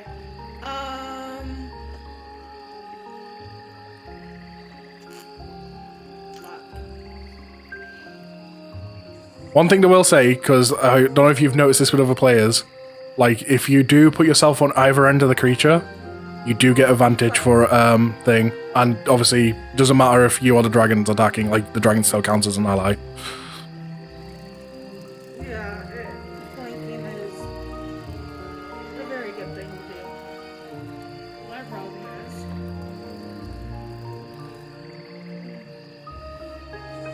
Yeah, so I will move over here, under the trees. Go away, token settings. You are not needed here. And I'm gonna go for another two-handed strike on this bitch with the longsword. That's a 23 to slap it. Jesus Christ. You have advantage. Oh yeah, you're. That's right. 23. 23. That's a higher hit roll than mine. Holy shit. So just to put this out there, Saul, remember I told you one of the characters in this campaign Yeah, no, somewhere I already know. had an 18 strength? Yeah, I found her. Oh my god, it's her. So yeah, You'll the find 20 out why. the 23 hits. Roll your damage. That's a 10. Okay, 10, and that's on Drake number 5. Something I forgot to do for one of my Drakes before. It lets out a massive yelp. It's in some serious pain. Like it's looking wounded. A few of them are looking pretty badly beaten. And real quick, while I remember on, one of the things I was meant to do for one of my Drakes, I've got to roll a d6 to see. In fact, I've got to roll it for a few of them. So that's you. No. And no. Okay, I believe I only used 3 breaths. Boom. Okay. Boom. And heart. How is the dragon looking? Our little dragon friend. Dragon's looking okay. Like, So Argo's looking more injured at the minute? I mean, Yes. this, in all honesty, like, this is your first time seeing a Yeah, dragon. so I don't really know the dragon. So, like, you can see it's injured, but you don't know if, like, is that a good injury? Is that a bad injury? You don't quite know how it's doing. Like, you Okay. can So define a good injury. Okay. Yeah, that's a good point. A good injury is something like a scratch, maybe. Like, oh no, you've accidentally like cut yourself slightly, like it's like a slight graze type thing. Like it's not like pierced the skin, but it's clearly like- grazed. So, like, whenever somebody actually spits on you first before going in. Got it. I'm going to do this and impose disadvantage on this one, and then I'm going to cast Enlarge on Argo. Okay, so he becomes a medium-sized creature. He becomes a size up from what he is. So It was a And medium. he doubles in size. His weight is multiplied by 8. Yeah, baby. Also, his weapons and armor double in size as well, meaning he gets advantage in strength checks, strength saving throws. His weapons now deal 1d4 extra damage. And yeah, Jesus Christ! Why couldn't you use this at the start of the fight? because I had to fucking do something else. Is that dog still holding onto your neck? barely. It gets dragged from the ground. Yeah. So, yes, as people are watching, Argo just like doubles in size. Yeah. By the way, just get an idea of these creatures you're fighting, because you've been close enough to see what they look like. I'm just going to add a token real quick to increase its size. This is what you're fighting. Yep. Make my monster grow! Hello, Grandmama. So now they really have to be ankle biters. Oh, fucking hell. I hope you're wearing your chainmail socks, Argo. Is that your entire turn? So yeah, no, as I said, everyone else looking at this just sees like him double in size. So this is kind of interesting. You got any form of response to like suddenly becoming bigger? Like, do you say anything, Argo? Like, suddenly being enlarged? I have a general mechanics rule or question for this. If you were to do that to someone who has a bow, would the arrow become a ballista? The weapon doubles in size, so the arrow doubles in size, I believe. But So the answer would be 'cause yes. everything that they're wearing doubles in size. So essentially, yeah. Does it mean a longsword would become a one-handed? I can greatsword? also just in case anyone wants to know, I can also reduce people's size by half as well. I'm already to war. Fuck off. Yeah, the arrows become toothpicks. Bartholomew. Oh, that's Yes. annoying. So this guy is currently being flanked, right? Jack's on the war. That is my response to this. That is my response. Oh, fucking Anyway. hell. So this guy is now flanked, right? Technically, yes. Well, you're not flanking. Last time you said he was facing Lucian. Yeah, but you're not technically flanking, because flanking is like directly opposite. I'm far as I'm aware, flanking doesn't apply to range. Linus, can I ask what happened to the do you want me to move back one so you can put the thing back on the board? What do you mean you think back on the board? the ankle biter that was like right under. Whoa, was there an ankle biter underneath him? Oh, there was. Yeah. Oh, you get to push back. There you go. Because you kind of Alright, guys, have the to double the like. Holy to double shit. the thing. Like you've got a shot on both of them, but like I say, far aware flanking doesn't apply to. Okay, well, this guy's definitely flanked. He's got two on either side of him. Yeah, but I someone correct me if I'm wrong. I don't think it applies to ranged attacks. Can you wait a few moments? I would know. I actually Alright. don't know. I will then We aim only at this have. guy. Bonus action. Oh, God. Guess. Steady aim. Get him! I've got a dog screaming at me to take her out. Just keep combat going. I'll be back in a second. Okay. Yes, lift 19. me up. 19 hits. Right. No, you said dog wants to do the wants to be lifted up by you. Trevor, what the fuck are you doing now? Well, I made Chris twice as big as he was, so I mean, like, I 9 must be doing plus 9 something snake right. attack damage, 18. Holy fuck! What damage is insane at times. On this guy. Okay, so that goes down to that, and then okay. Fucking say goodbye to your fucking eyeball. Yeah, sure. You take out one fucking eyeball with that shot. He lets out the biggest yelp you've heard so far, and like he's like kind of like sluggish, limping. Like there's not much left in him.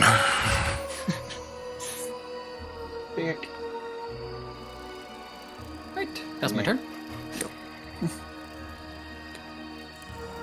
Lucid,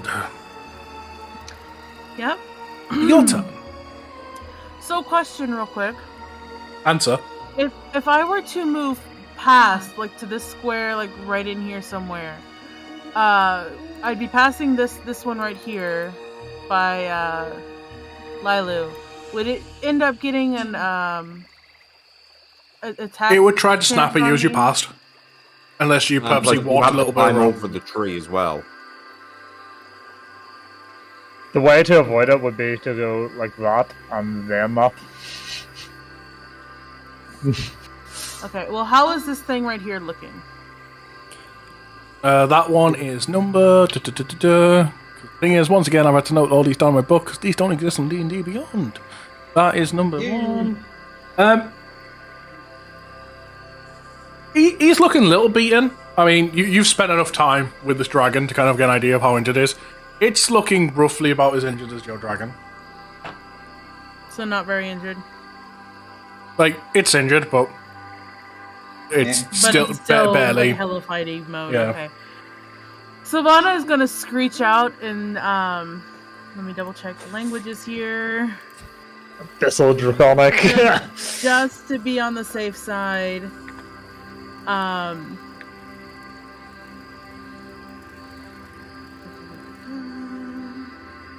Trying to find it. What? Argo, do you like how I made you twice your size? Yes, He made you grow. So I made you grow. You made me grow. You made me average. Grow, that's the thing. Sorry, guys. A fox. So just in Elvish, she's going to scream out, and she's clearly pissed. She's pissed that her new potential friend has been attacked and was damaged, and she's a little shocked that he's now twice the size he was before. She's pissed that this one here managed to actually attack her sister's dragon, who's basically her dragon, but not really her dragon. So I'm going to spend 2 sorcerer's points. Oh Okay. god. Oh No. bad already. Maybe. To equal to a spell's level. So for 1 being a cantrip, would it be 2 for a regular, like a level 1 spell? If that's what you're going off, yes. If it's 1 for a cantrip, it'd be 2 for a level 1. Okay. Well, with that, I'm going to spend the 2 sorcerer points to aim at both this dragon here and this dragon here with Twin Spell and Witch Bolt. Okay, so they need to make saving. Lightning. Lightning basically crackles around this twig that she holds up, surrounding her body before shooting out at each of them.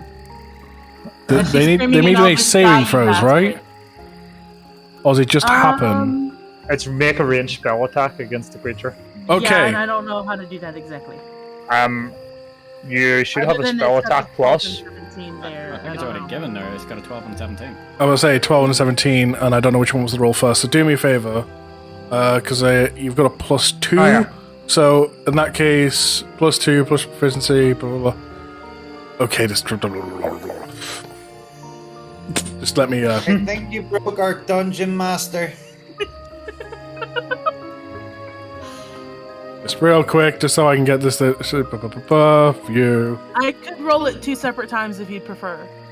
And just do the 1d20 and then add the +2. I mean, later. does it take into the fact that you've done a sorcery point there, or is it just trying to? I don't think it counts it off of roll20. I'm not rolling it through. Okay, your spell attack's a +5. Okay, so do me a favor then. Roll me 2 separate d20s. The first one's gonna be for the one next to the dragon, and the second one's gonna be for the one next to Argo. Just so we're gonna understand this a bit better. Okay, so that's a 17 +5, right? And then that's a 2 +5. Okay, so the bolt that goes towards the drake next to Argo just misses and kind of just goes to a tree next to it.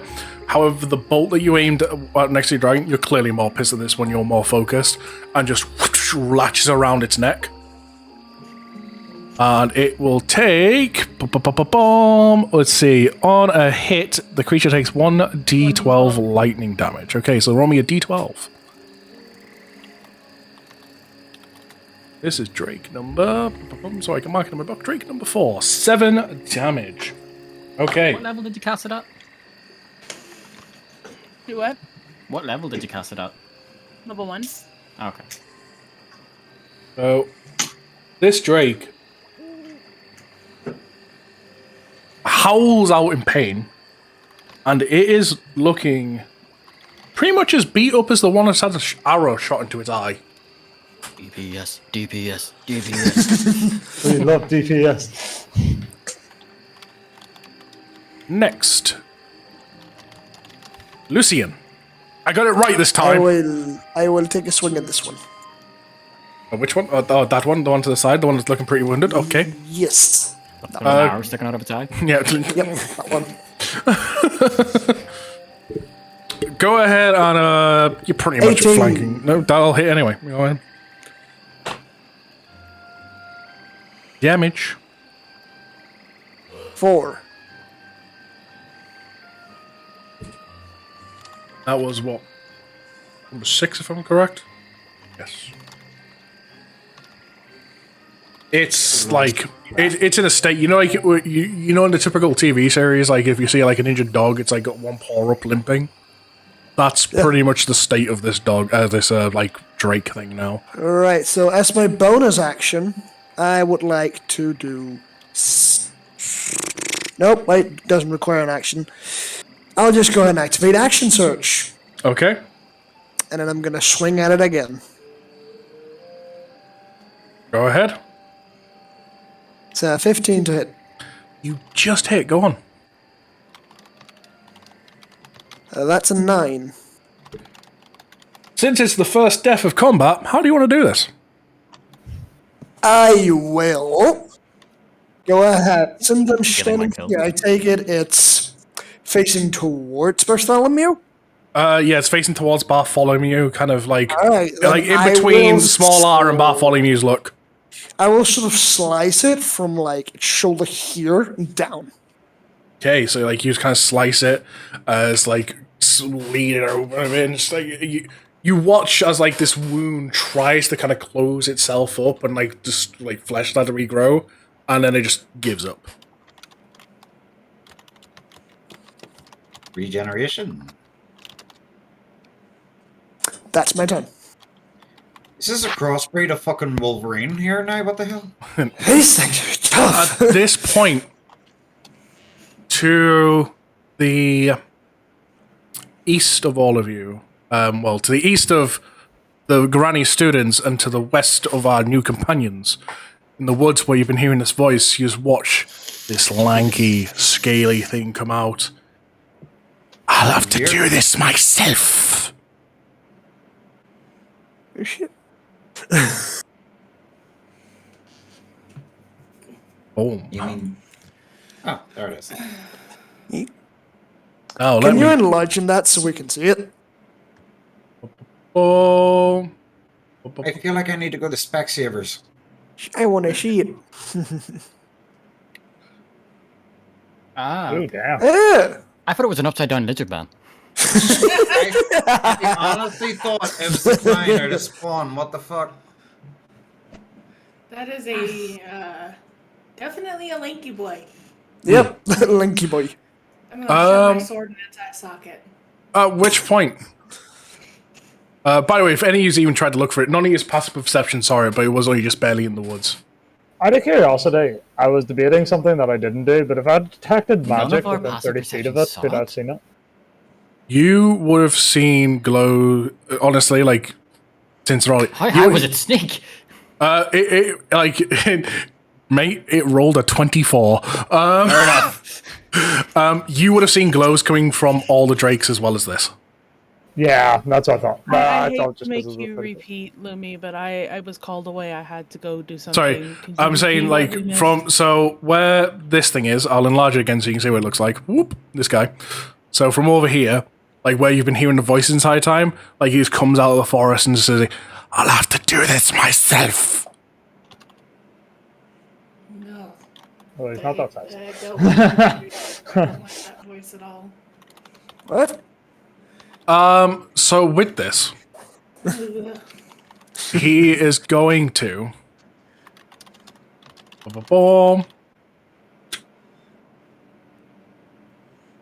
move himself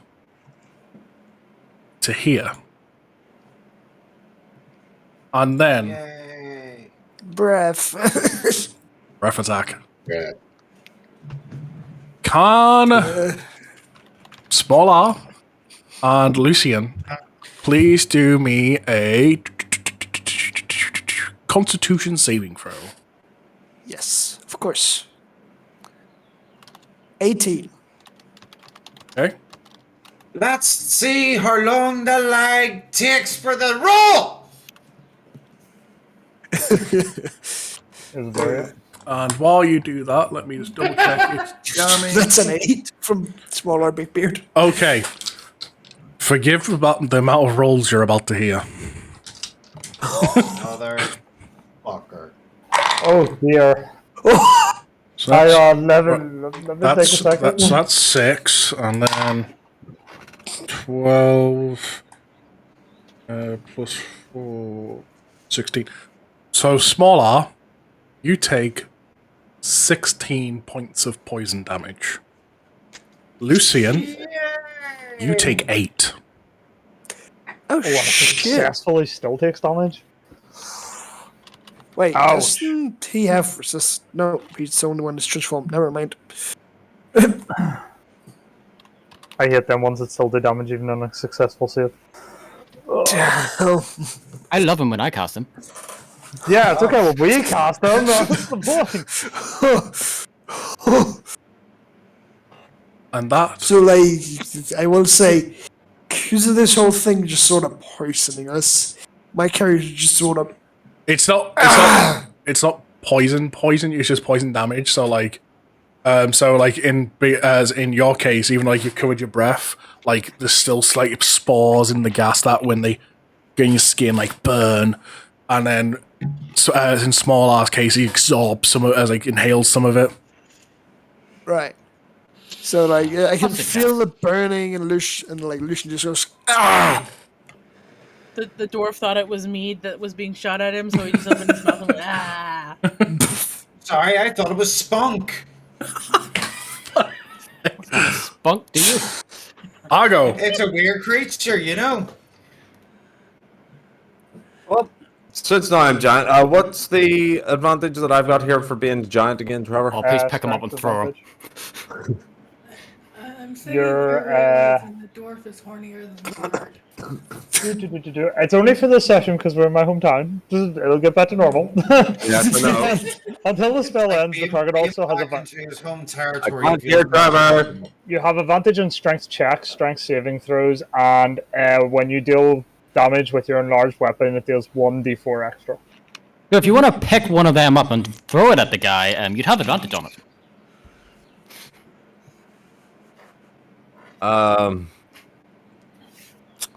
Right.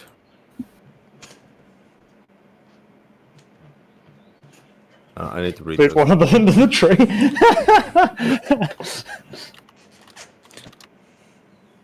Should I actually fucking pick him up and throw him into the tree? I mean, don't forget, I have to have full concentration on you while you do this, so if I get attacked, you're reducing size. So it may be an idea to attack the one between you and Trevor. Either way, I'm still going to be targeting the ones that I have been fucking hitting. Okay. You could always throw the one at Trevor away so that he can concentrate on giving you your size. He throws it at you. Right, potato. As you can see on the map, there is a broken tree with a big stump of it just poking straight up. Go and I'll be impale right the back. motherfucker! Yes, what? Patience! Damn, big R. And this is when the fighter starts bringing in the Remember that lessons about patience that you taught me while playing Yep. chess? Yep. My patience is between my own three ankle biters. Okay. Right. My target is the one that's in between me and Trevor. Okay, what you doing? Can I pick him up and throw him? Sure, he's going to do a dexterity saving throw to see if he can run away from your grasp. Oh, awesome. Hey, What's it like the English football team on holiday? So you pick him up. What are you doing with him? So I pick him up. Can I shout bad dog and yeet? You can bad dog and yeet. I just don't know how I'm going to do this damage. Where are you throwing him? I'm throwing him into this tree, hoping that it hits the actual tree. Okay, do me a favor, just generally.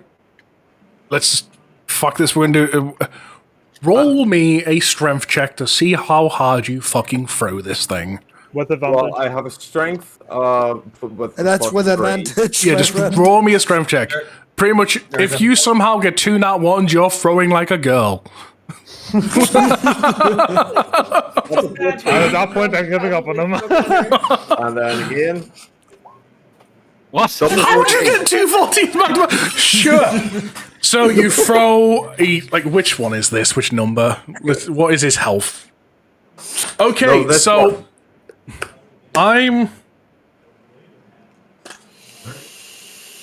I'm going to go ahead.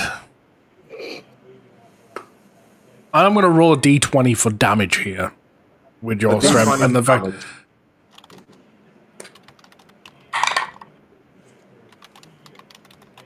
You watch him hit the tree, kind of bounce off, yelp, and as he kind of like lands in the bottom tree, just kind of barely gets up. You managed to pick the only Drake here that has taken no damage. It took no damage. No, it's took damage, but in this entire fight, it's the only one that's not been hit yet. Oh, right. Okay. You had me panicking then. Yeah, so you got thrown at a tree and did nothing. No, I allowed your fucking tree throw to do 15 damage. Because that's what the D20 rolled.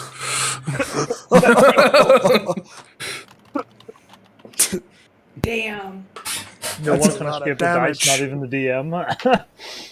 That's a lot of damage. That's a lot of damage. I just call that player fuckery. This is just a and lot of good emotional roll. damage.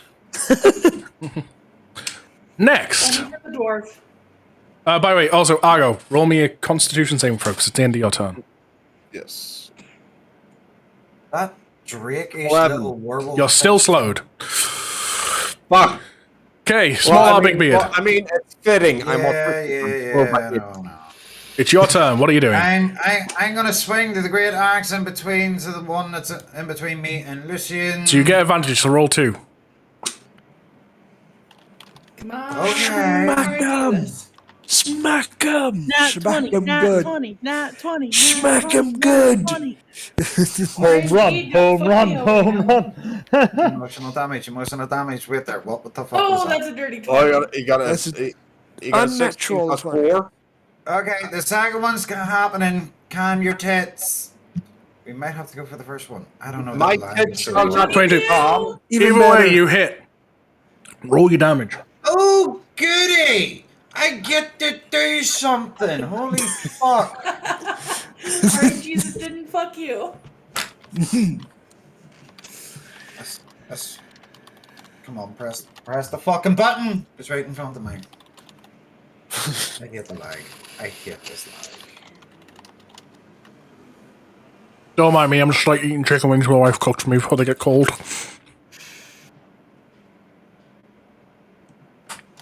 So, Nine. you take a good chunk of its like fur off it. You might just slice a chunk off of it. And it's still sitting there, barely standing. I got your turf. I got your turf. Now, with it being the end of your turn, can you roll me a Constitution saving throw?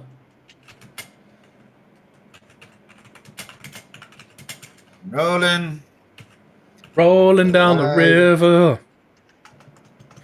Rolling down my sanity. I need to go into Phasmophobia and get some fucking sanity pills here. Wow. You are still slowed. No shit. Okay, so we're on to Drake number 4. Once again, it's still going to just continue trying to chomp at this flipping dragon. It's in front of it, and it sees it as a threat. Dragon! That is a plus that. What is your armor class? Okay, so the dragon's taking damage. The dragon is taking 2 piercing and 7 poison.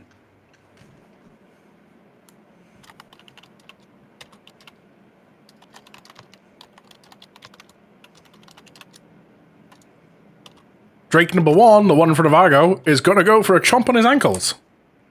Yay! Ankle Well, sorry, no, I'll biter. rephrase that. It was ankles beforehand. It's going to chomp on his toes.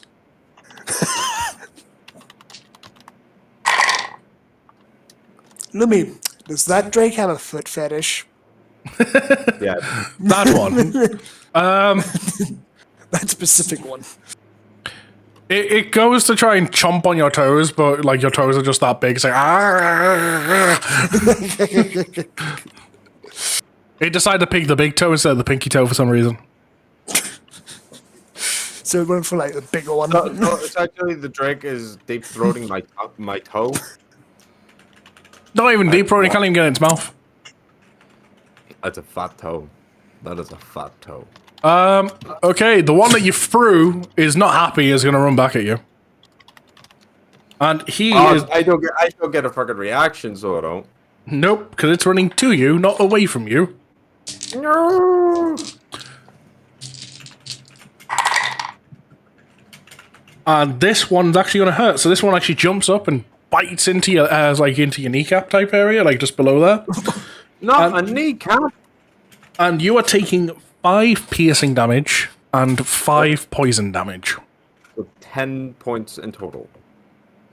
I am down to 19 health points.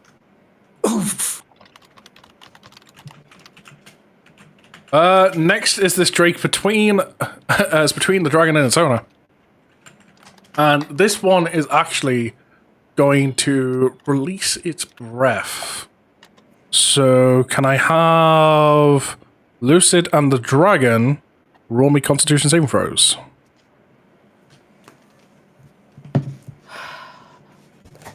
A DC of 13. Well, I got a 14. I don't know why This it's... little box thingy there, it's always the first number that rolls first, and then the second one is if it was disadvantage or advantage. Okay.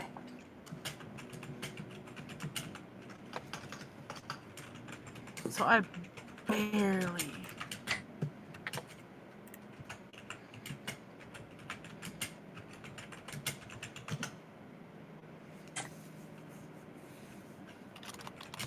What is the Constitution save for the dragon?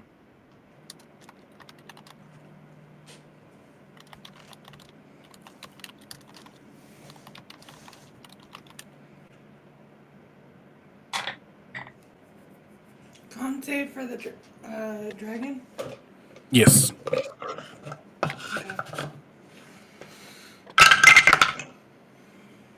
Oh, that doesn't look good. That doesn't look good. Ah, that's only an 8. The dragon is slowed. Okay. And we're on to Drake number 2, which is this one that's still sandwiched between the two of you. It's gonna go for... In fact, wondering, how much damage did I say before? 8? Back us in time. Let me just do a quick thing that I was meant to do before. No, he would have taken 4. So, this Drake that's actually in between Smaller and Lucian would have died to the poison damage from before. So, that no longer exists. So, we're up to Kitten and the dragon. Okay. Come on. So, Wait me a second. So that Drake would have died by poison damage prior. No, it would have died with the poison damage on top of your swing. Your swing would have killed it. So I'm gonna do something out of the blue. Okay. I'm gonna snap my fingers. Oh my god, And- she's part Thanos. I'm gonna snap my fingers, and before you see my legs turn into a tail Okay. as I go for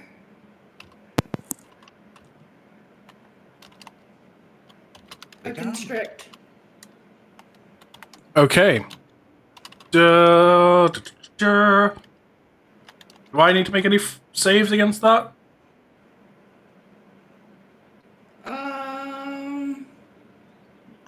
Maybe a dexterity to see whether it actually can avoid it or not, but it's the only thing I can think of. If you successfully hit the target with your constraint attack, so it's apparently an attack you're rolling? I do believe it is just a straight attack roll. Okay. Plus my strength. So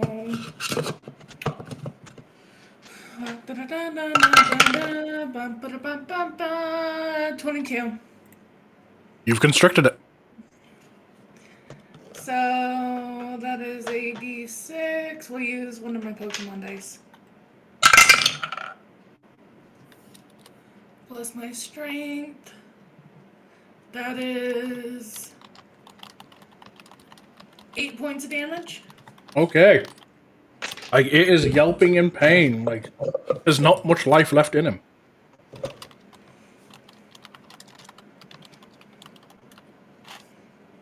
I didn't know there was so much reading to do with D&D.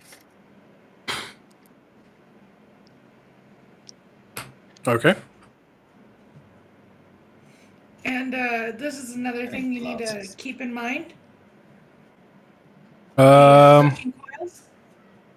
At the end of your target's turn, if they fail to escape the grapple from your constrict, okay, fair enough. Just keeping that in mind for you. Ha! It is your turn.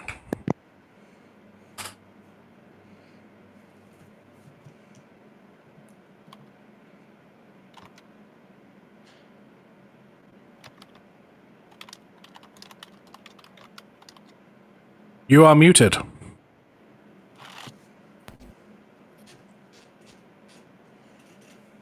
Sorry, that must have flicked down. Can you get I think I'm debating giving up the concentration, so I'm going to, I believe, give it up. So Chris will reduce the normal size as soon as I give up concentration of it. Okay. Yomp.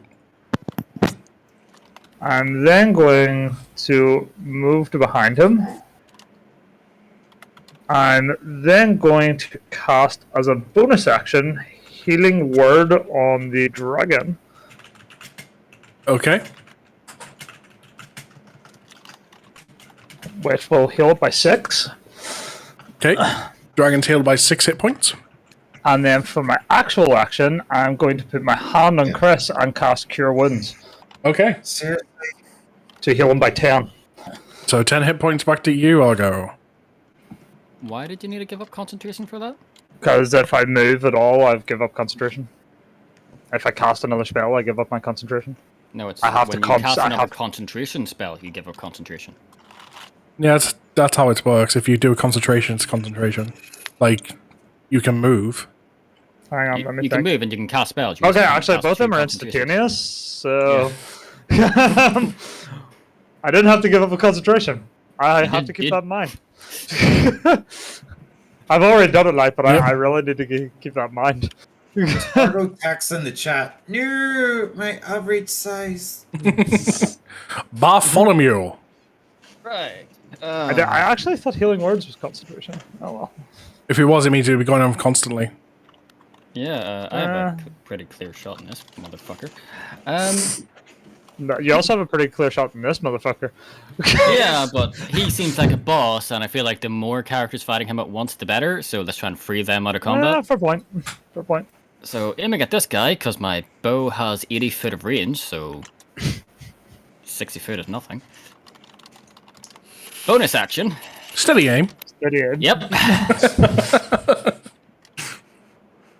At this point, almost anyone else could play your character for you. I steady aim and I shoot bow. Oh! Wait, what? That came up as a 20 here. How is that not a... It came up as a 17. Okay, whatever. Well, 17 then. It hits.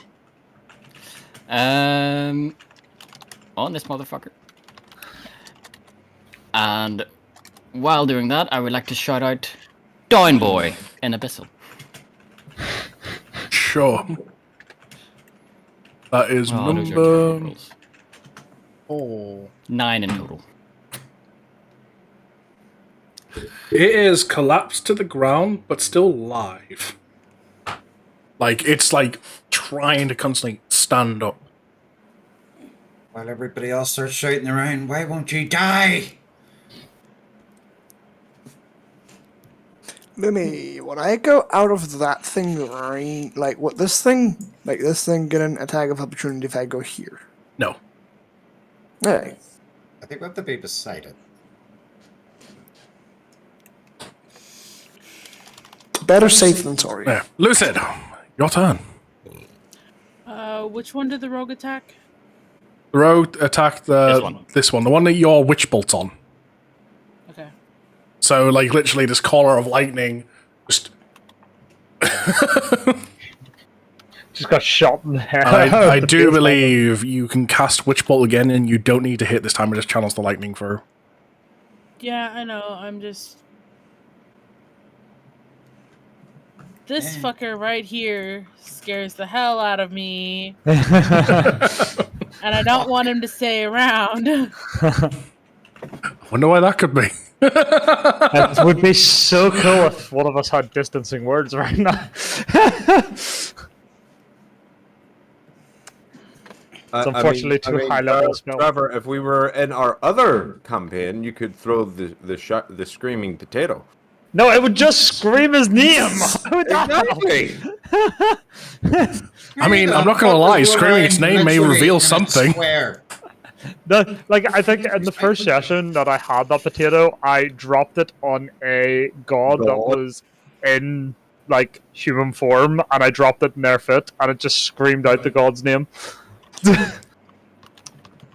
the god it... Sorry, go ahead. I was just gonna ask the one that I've currently put Witch Bolt on.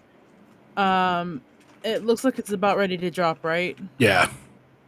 I'll put it this way: its wounds are so bad from everything. You could leave it alone, and it's probably gonna bleed out.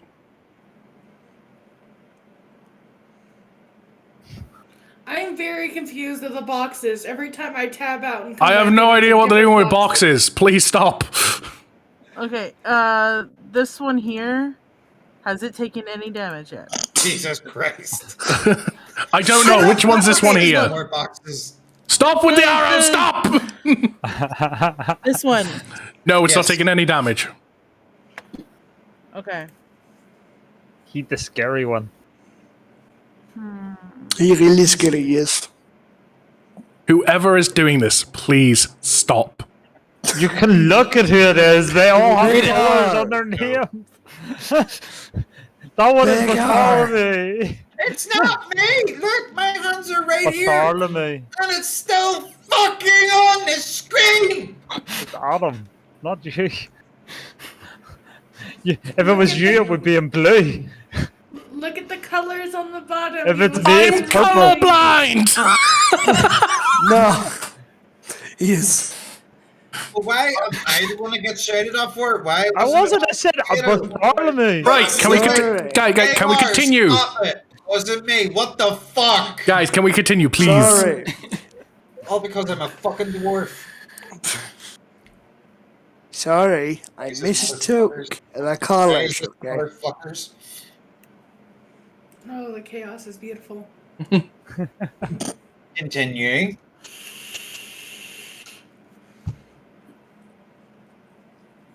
Okay, I'm basically gonna break the Witch Bolt on the one that I had that's in front of Lailu, and I'm going to aim towards this one here because it is within range. And I'm just going to probably just stay quiet at this point because there's this silent fury radiating off of Sylvana. Okay. And a fear as well creeping in that this thing is going to hurt the people that she cares about, namely the two beside her. So she's gonna cast Ray of Frost. That's not a Okay. spell. It's just a straight up attack thing, right? Yeah, it's on a hit. It takes 1d8 cold damage, and its speed is reduced by 10 feet until the start of my next turn. And I'm guessing the 10 is your roll. Hart, what are you doing? I'm trying to show the spell description, maybe? but it's not loading. The description literally just says a frigid beam of blue-white Yeah, light. I can see your roll though. I'm guessing the 10 or is not the 19, or like which one is it meant to be? I'm not entirely sure about the attack rolls. I know about saving throws, but I'm not entirely sure about the attack rolls. I think you're attacking with advantage. Yeah, so it's a +5. I So think it's you a are attacking with advantage. yeah, so it's a D20 +5. So the 10 is the first roll. So that does not hit. What is going on in chat? They're having a stroke. Big R, just click show spell description, same as me. Okay. It's an attack roll and it doesn't hit because it's rolls a 10. That's what you're trying to do. Emotional That was exactly what I was trying to do. Yeah. Yeah, so you roll the 10, it doesn't you go to fire at it, and you end up like just missing, passing it.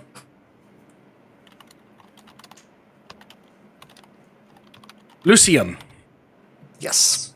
your turn. Yeet. I would like to lightning roll this thing over here. I mean, it just gets pulled towards you, but yeah, sure. Would work well, though, right? I mean, you can still attack it from there. Yeah, no, but I want it there. If your aim is for thing, why not just go like Adam, here? What, you mean? really? What? Where? That's not me. I'm here. Why not just go here? If your Whenever you did it.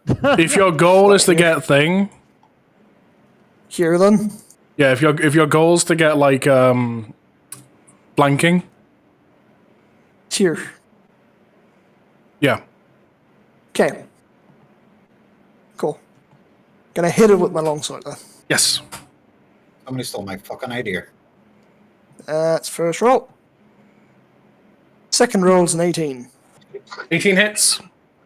Fuck your words. I'll roll the damage. 8 damage. Okay, so I need to figure out which strike this is.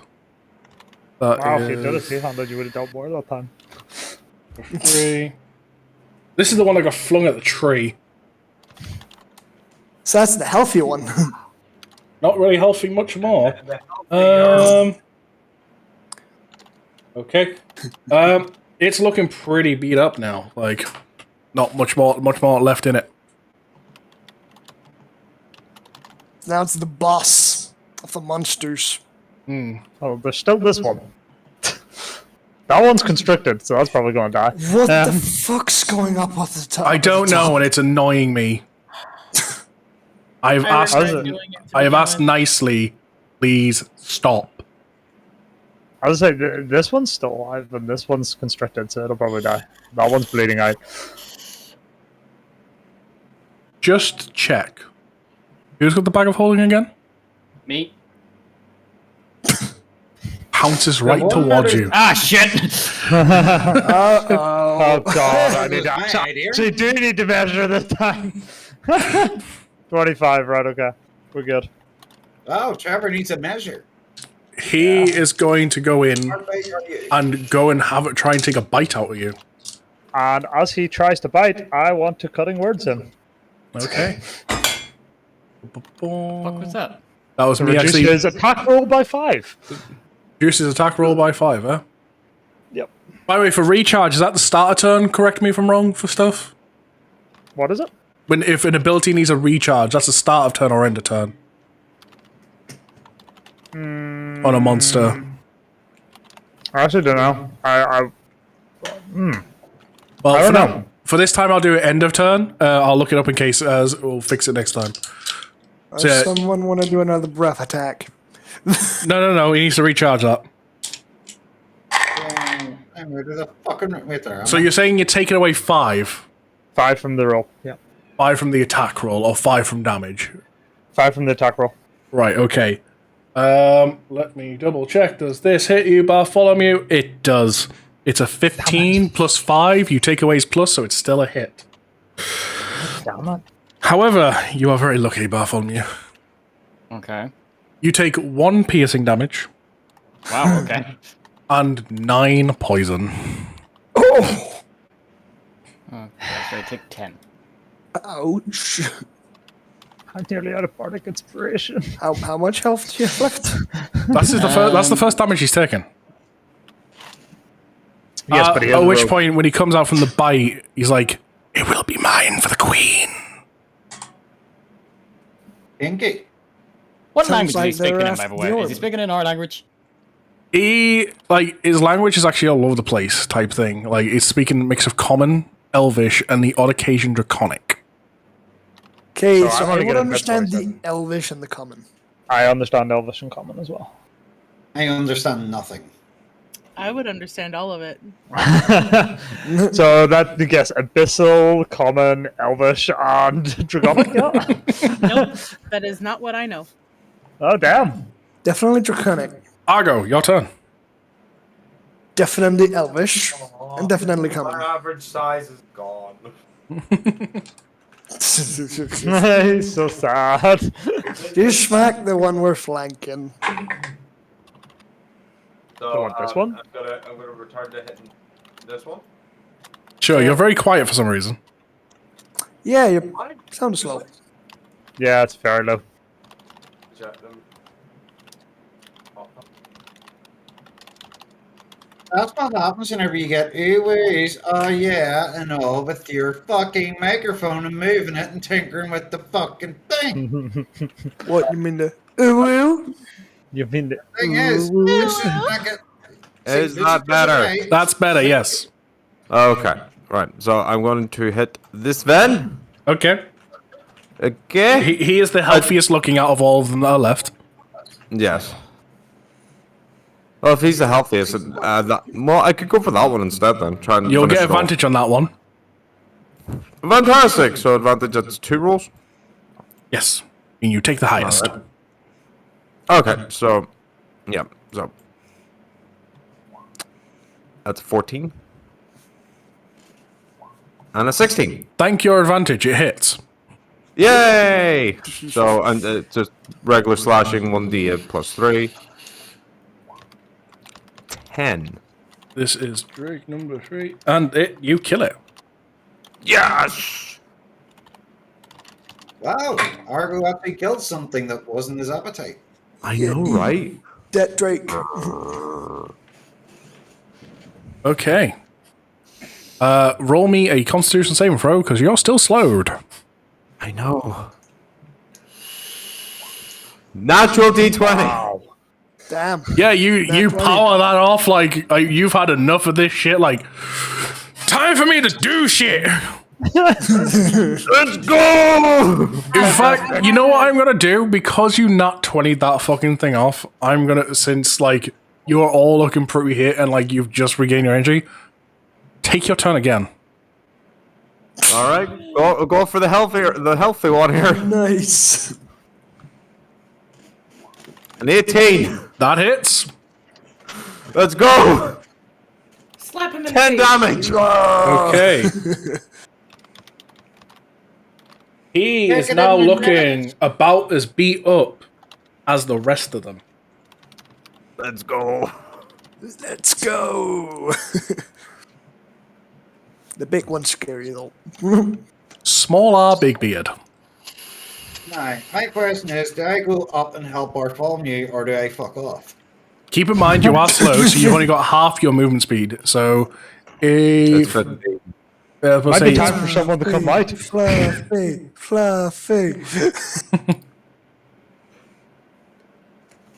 We love you, Fluffy. Wait, where have I put that icon on this map? We love you, Fluffy. You know what? Let's kamikaze this bitch. 1 second. Oh god. Oh, oh Here no. we go. Let's get Fluffy out. Fluffy's just gonna look like this because the cocaine has finally kicked in, okay?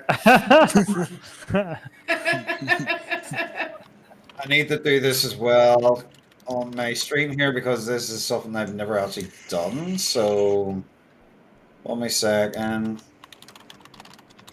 Where is the camera? There we go.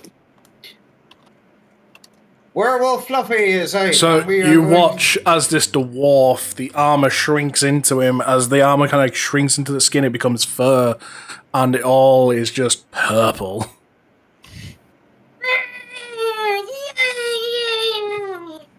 Welcome to the party. 1 second, I need to sort this on D&D Beyond now as well. Hybrid transformation, normal form, hybrid form.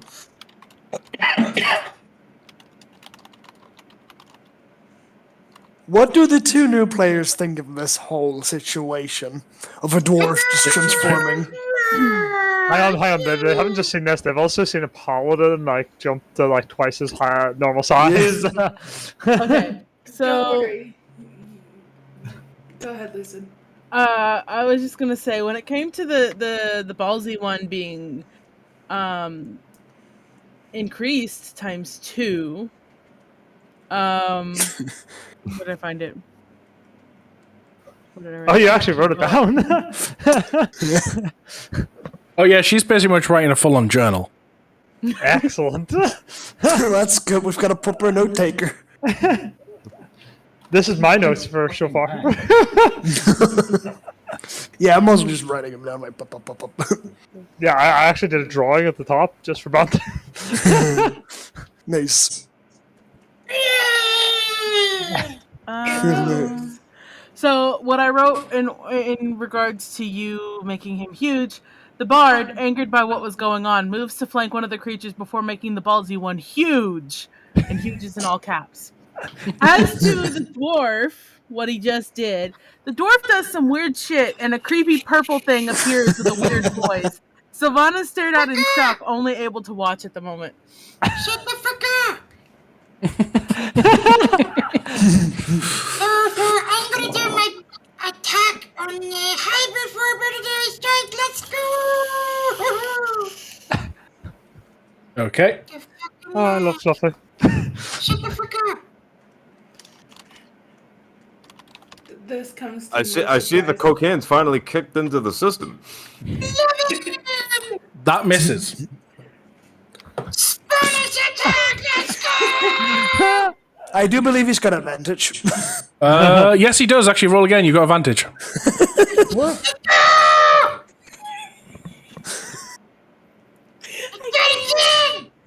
can't take this seriously. Shut the fuck up!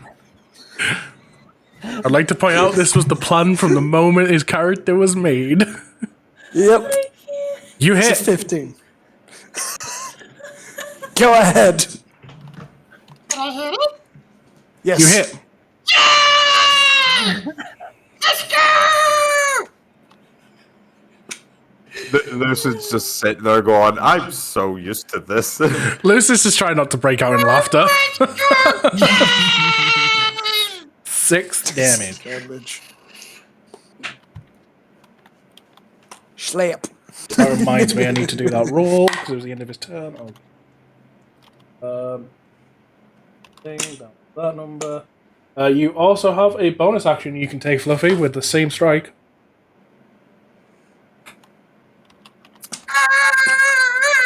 In fact, no, you don't, because I forgot. You're slowed when you're transformed. Shit! You would not have lost that. Motherfucker.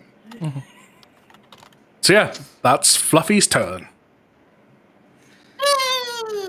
Drake number 4, the one that was pretty much dying out. Let's see. I'm going to roll him a d20.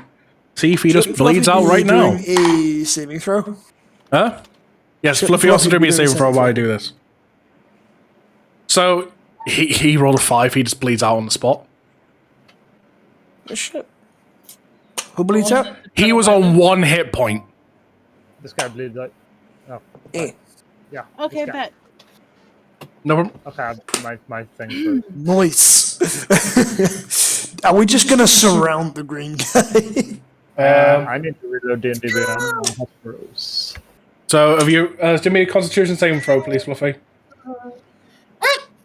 A Constitution saving throw. Okay. Okay.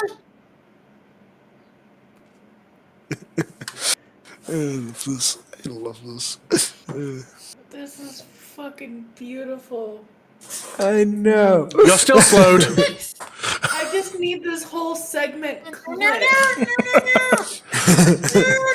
I want to do it again. Nope, you're still slowed. No, I want to do it Okay, again. Drake in front of Argo's turn. He's gonna just open his mouth and breath comes out. So can both Argo and Hart roll me Constitution saving throws, please? Son of a bitch.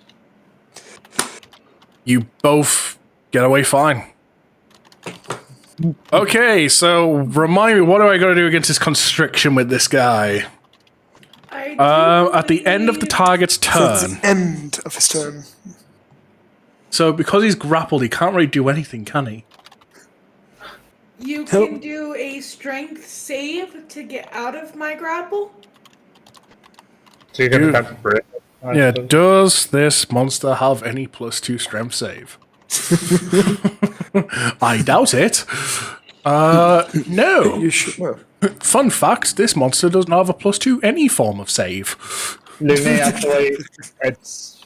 I'm just rereading it. It's if they fail to escape a grapple at the end of the turn, they receive the damage. Right, so trying to escape the grapple, just pure D20. What's what do I have to beat? I think you have to beat an 18. I think you have to beat my actual score. Okay, great. Kind of like contesting strengths, but I Yeah. already got my roll. Okay, so that he's still grappled, and it's the end of his turn. So I'm taking 1d6 plus strength bludgeoning from you. Yes. That is going to be a 8. You are squeezing into this wolf, and it's just yelping, howling in pain to the point where the bit that you can see up top just goes.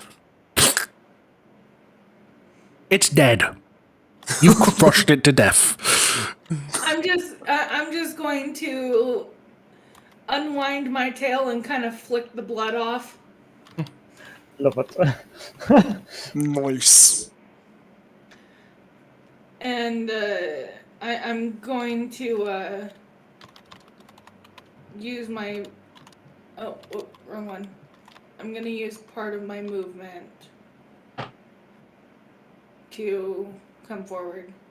Okay. Hello. And naturally my dragon follows. Okay. Hello, new friends. If you are friends. At this point, real quick, Lucian, roll Yes. me an insight check real quick. I think insight's probably the best thing to do Okay. here. My investigation's high, but sure.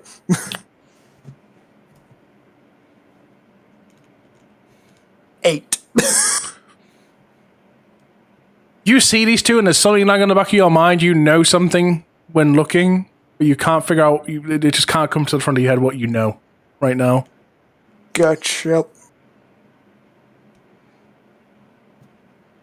Ha! Your turn. Can I ponder on it until my turn? Pardon? Can you ponder it until your turn? You can certainly ponder, yes. I will.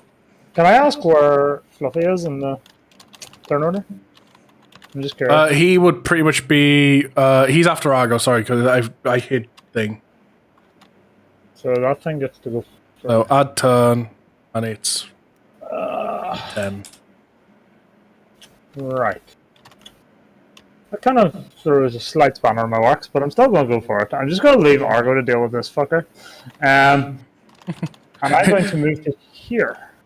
You've got this, man. Don't worry. Bye. I am going to cast Lesser Restoration on Fluffy to relieve him of the slow. Okay.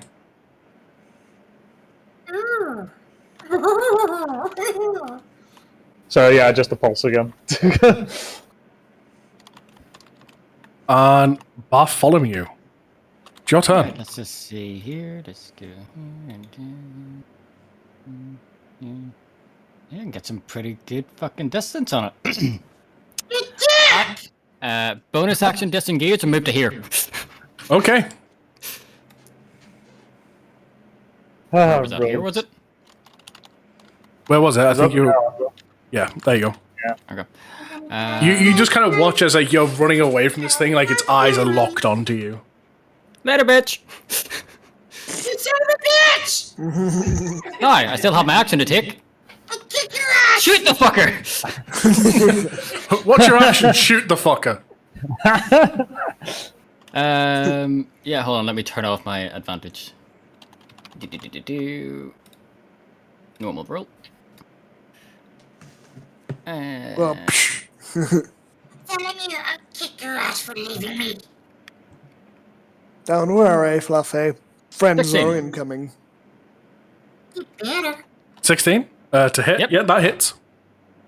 And there is a motherfucker within 5 feet of it, so I do get my sneak attack on him. Which one are you hitting? The creepy. Big, scary. He's attacking the big thing. Gotcha! Green one. Yep, this one. 13. This one. Gotcha. Gotcha. Gotcha. Jesus Christ, just the sneak attack damage, I just don't like So- extra so- rolls so- are ridiculous, man. So Trevor, you mean this one, right? Not this one. This one? He's taking the piss out of tomorrow, not tomorrow. Remember, I am attacking today, not today.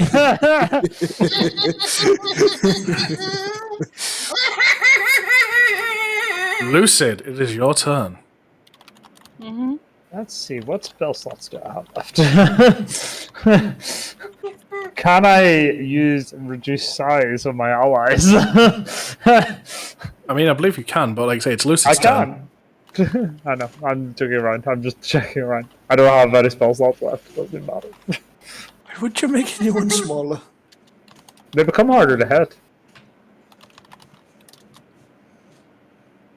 Well,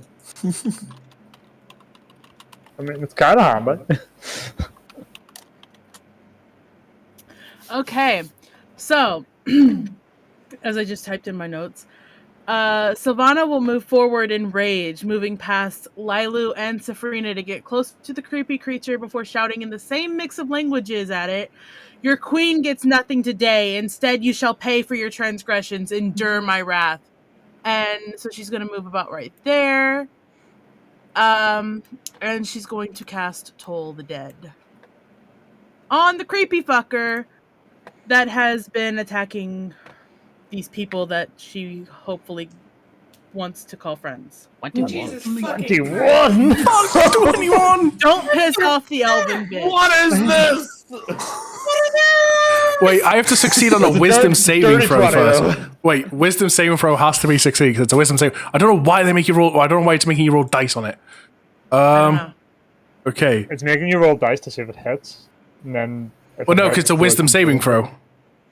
Oh, yeah. It's not an Yeah, attack but roll. it's to see if it can endure it. I just clicked on it and Literally, where is it? Toll the Dead. Toll the Dead. Where are you? There.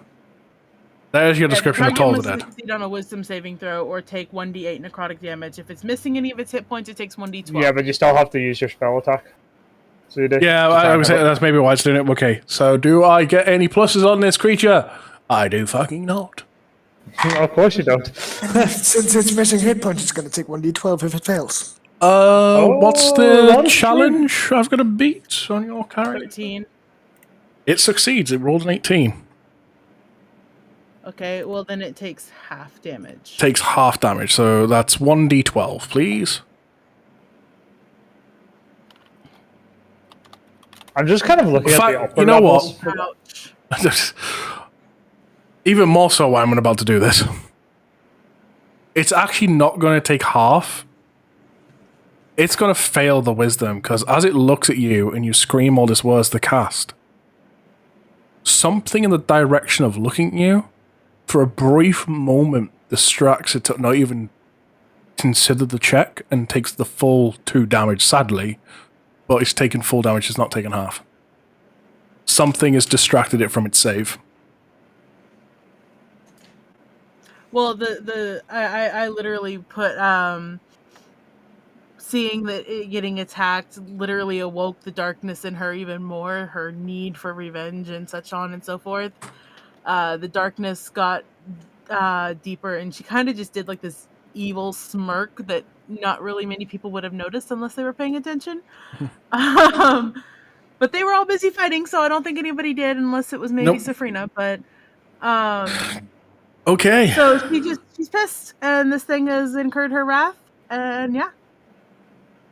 It is now Lucian's turn. I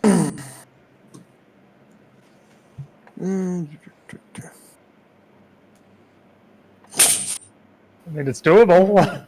It is doable. Block him off. Just like me, it's doable. Yay! What did you say, Bartholomew? Block him off. Don't let him come to me.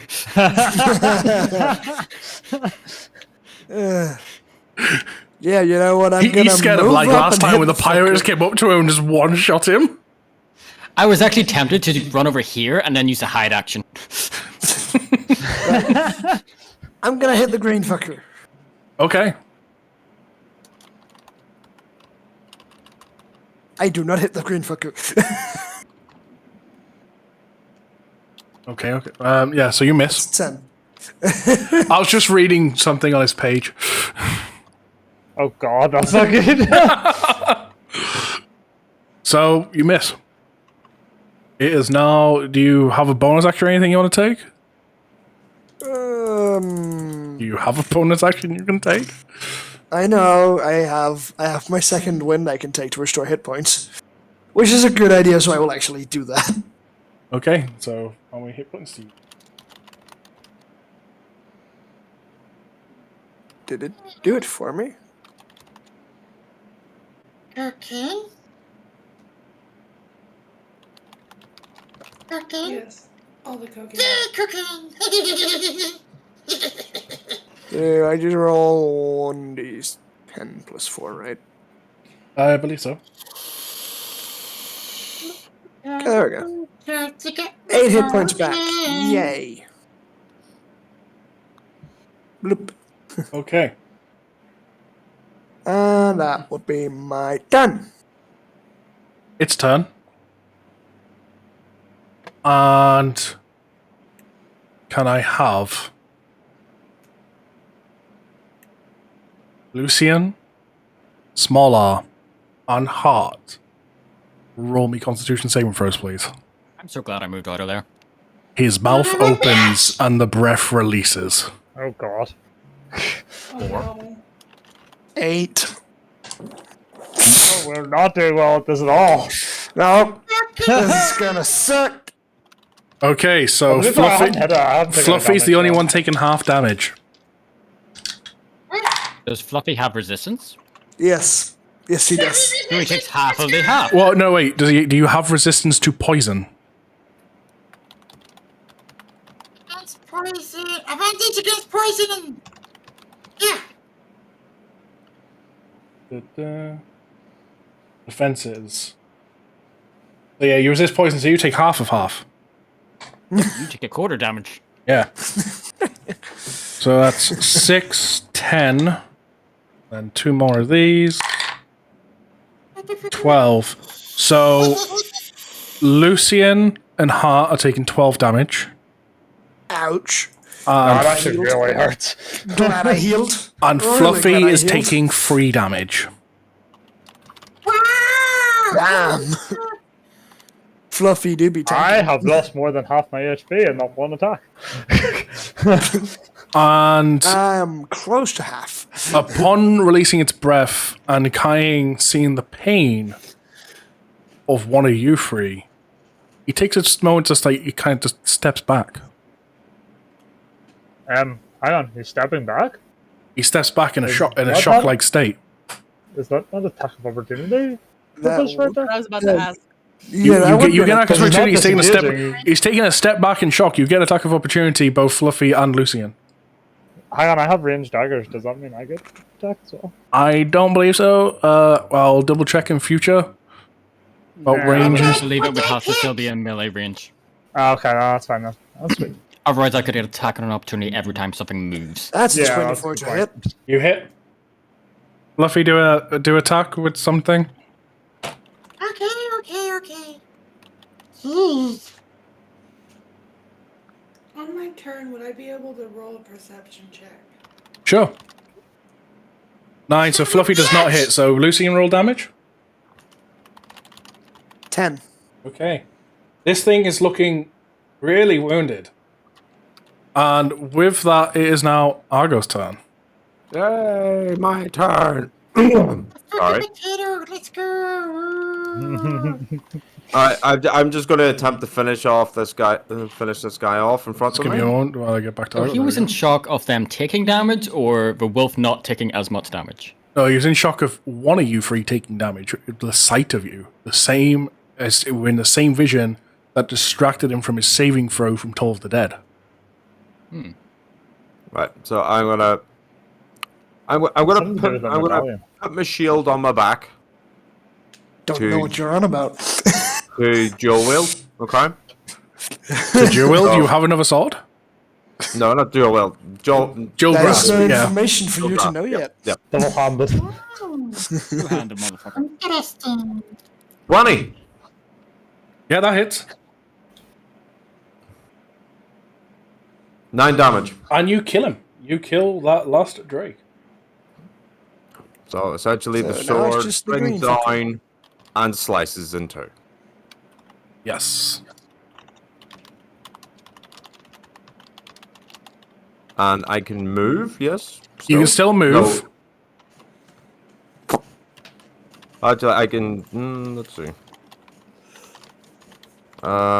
Actually, instead of moving, I'm going to use Cure Wounds on myself. Is that another action? Because your attack's an action. That is an action. That is an action. Fuck. Let them know. That's where Healing Word comes in handy, because it's a bonus action. Lumia, were you by any chance partaking of the rule of your homebrew rule of being able to chuck a potion as a bonus action? You can chug your own healing potion as a bonus action. Yeah. Yep. Was that what you were trying to get me to do earlier? No. Yeah, I'm going to use my healing potion then. 2d4 plus 2. I'm going to use one of Okay. them. So I have to do. What is it? /R. 2d4 plus. I have to do it all in one. 2d4 plus 2. Ah, no, don't go that way. 9. God damn stupid screen. Okay, so you get 9 hit points back. Yep. Alright, that's my turn. Okay. Fluffy, Yeah? how much hit points are you on? Oh, shit. 17. Bloodlust. If you start your turn with 18 hit points or less, can you please make a wisdom saving throw, please? Oh, shit. Dum, dum, dum. Oh, shit. Dun dun dun. Don't fail. I don't understand what's going on.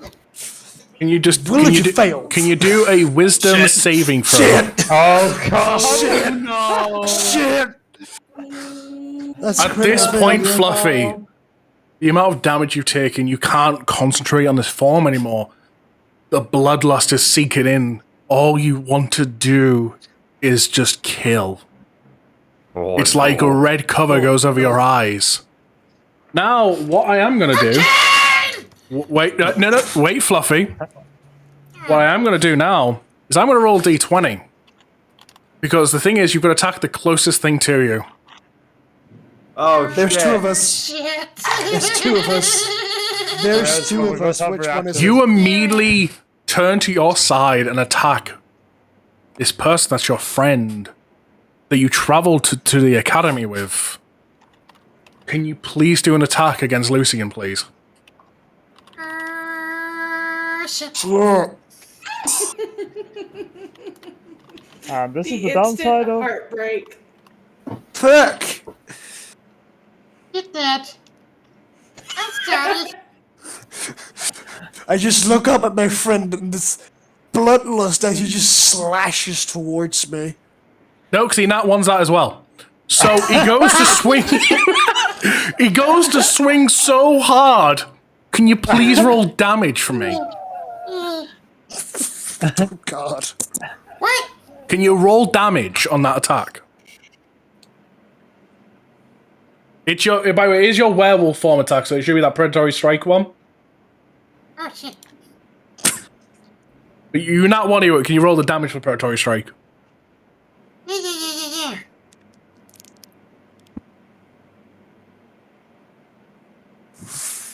So what literally happens is you kind of see the corner of your eye, you see Lucian, and this bloodlust just, and you just turn and start to swing. And Lucian in shock kind of backs a little bit in panic, and you're swing so vigorously that you continue to turn, and unexpectedly, Heart takes 8 points of damage.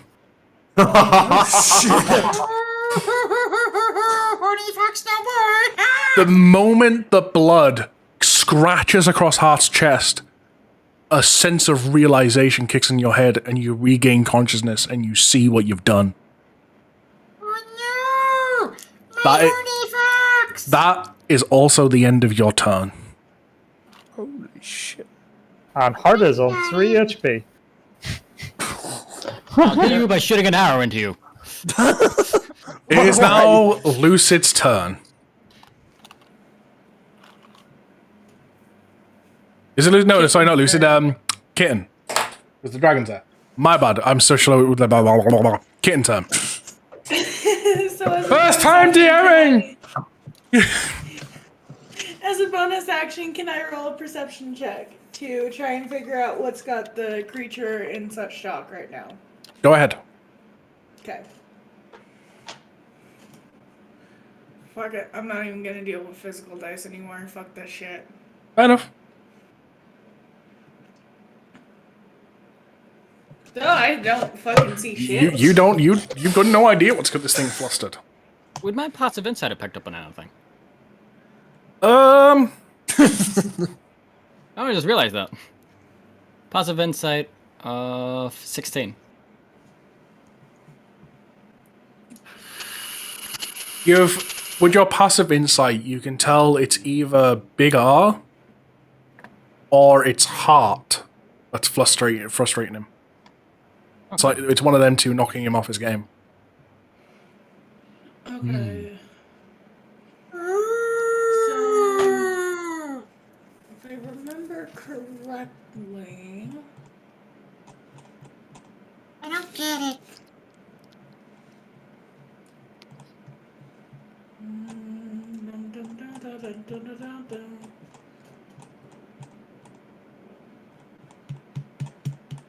I have to find it real quick. Where is it? There it is.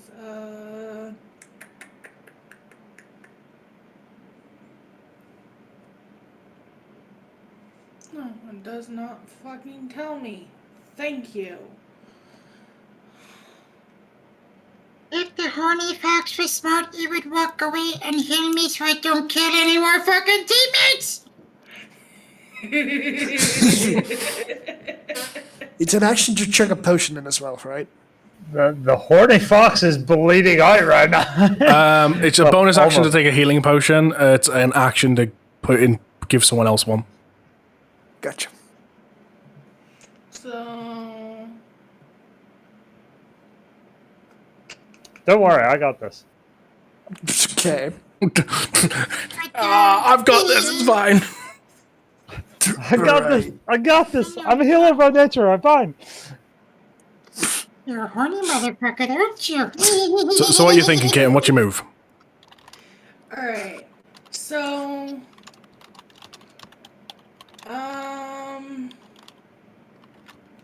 having a hard time with this one. Emotional damage. Yeah, I got emotional damage. Oh, you know, I would say Lucian got emotional damage from what he just, like, fucking I took saw his of friend emotional do. damage. That's more His than best friend. He suffered the emotional, you suffer the physical. Yep. Okay, yeah. Fair point. Kitten, what are you doing? Emotional damage. Guys, come on. Emotional damage. Guys, come on. seeing that there's still a great distance between me and my final enemy. I'm gonna take the dash action. Okay. Get there in one move. And I'm gonna put myself in front of it behind. Look. Behind you the go. rock. Yeah, 60, it's double movement for dash. So as you pass, it will try and take a snap at you. I'm not in active combat, so it wouldn't be able to take an opportunity attack. Is that how it goes? If I have not actively tried to attack that creature, it cannot take an opportunity attack. It's just how we've done the rest of the campaign, just by passing. Oh, really? I say, as far as I'm aware, and this is and no one's corrected me so far. We're all in combat, so it considers you a threat as well as everyone else. Mortal combat. We've always done opportunity attack if you are not actively in combat with said enemy. Opportunity cannot be taken. Like I say, it's like things it's like going to see you as a threat type thing. Still. Okay. So with that in mind, do you want to move somewhere else, or do you want to continue with that movement? No. Okay. That's fine. Try and take an opportunity on me. It misses anyway. You run so fast, you're just going, slithering by in your snake-like form. As it goes to snap, you're like just right around it. I just like me at It's okay. If it somehow not won the attack, I was going to say you somehow it missed so bad that you had so much time to do a loopy loop around its head and continue going. Just go does a loopy loop around the head and does constrict. Hey, that's my idea Just for loops next around turn. and it Don't constricts it. spill my secrets out. Come on now. Heart, it is your turn. Hart is going to start with a bonus action. And he is going to give a Bardic Inspiration dice to Soul. Okay. Or Lucian, as his character name is. Then, Hart is going to move 60 feet using feline agility. And he is going to go the whole way back here. Then he is going to use a bonus action of oh no, I can't. He's already used the bonus action. He's going to use his actual action to use Cure Wounds By chance on himself. on himself to heal 9. Okay. And I cannot move the next turn of combat. Fluffy, be nice. Oh no! Don't worry, because now Bartholomew's turn. How's this guy looking? That's He's good. looking pretty beaten. I was kind of half out. In fact, one of the things with the hit points he has, with him witnessing someone, you kind of watch as Hart's actually running away. Slightly, one side of the face just looks sad, essentially, and the same side reaches out towards Hart, and then suddenly snaps back. Oh god, I know exactly who this is. Oh shit! Yeah, I just I know realized. exactly who this is. Oh god. I also just realized. How did you do Oh my god, Lumi, how did you do this? Lumi, can I point out I saw who this was 4 turns ago and still struck it with Toll of the Dead, and then thought to myself, wait a minute. Maybe I should have put the fucker to sleep instead. It's Geralt. It is 100% Geralt. Yep, 100%. I am going to shout that out right now. Well, did I see this? Or did Well, you're running away. No. Yeah, I didn't see it. Okay, so I guess nobody else. However, Boat is flipping like everyone else staring at him while you're running away would have 100% saw him reach out towards you. Not to mention, Sylvana has been solely focused on this creature since it showed its face. Yeah, like Well, but like say everyone else would have saw it reach out towards you. I am going to use Steady Aim as my bonus action. I will not be going for a lethal blow. So I'm definitely going to be shooting his legs. Go for the kneecaps! Oh yeah, I need to turn on my advantage again. Roll of advantage. And... Holy Lumi, what did you do to the poor fucker? That's... Yep. That hits.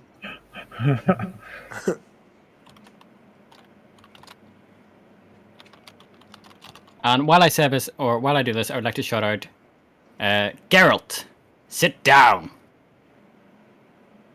Upon hearing that and firing that arrow, you, Hart, will hear him scream, and you will turn to see, just at this moment, his arm lowering back from the reach, coming back, snapping back into this creature. And then this arrow has hit him in the knee, and just full on bring him down and he's trying to like fight like the loss of blood and everything, and just collapses unconscious. Holy shit. We are now out of combat. Now the whole wolf cry thing makes sense too. Those were wolves, specifically the ones that were missing from their dens. Either that or they were the rest of the hunting party. No, because those guys made it back. Not all of them. Okay. We are out of combat. I start transforming back to my normal self again. I'm going to collect my arrows. I was about to say, so at this point, just so people are aware, once again, I'm going to say this. Don't worry about where you are on the map, since we're now in an RP standpoint, just once again talking to Scribe. Don't worry about moving yourself on the map or anything. So just simply say, I want to go and do this, and you don't have to move your character or anything. I'm here to collect my arrow from him. I'm over here to collect all my arrows from him. I'm basically going to walk up and wrap my tail around this thing and kind of just have it. I'm kind of sitting back on my tail, but I've got this. I've got it wrapped around him. You're restraining him. Restrained without having to use rope. One way to do it. I'm just going to kind of collapse to the ground in shock, and I'm pretty injured as well, and I just feel on agility, so I'm kind of dead. Ugh. Yeah, I wouldn't be looking over at Smaller Bakebeard like, you okay, man? What the fuck just happened? I'm also going to whistle for my dragon to come closer. Is everybody okay?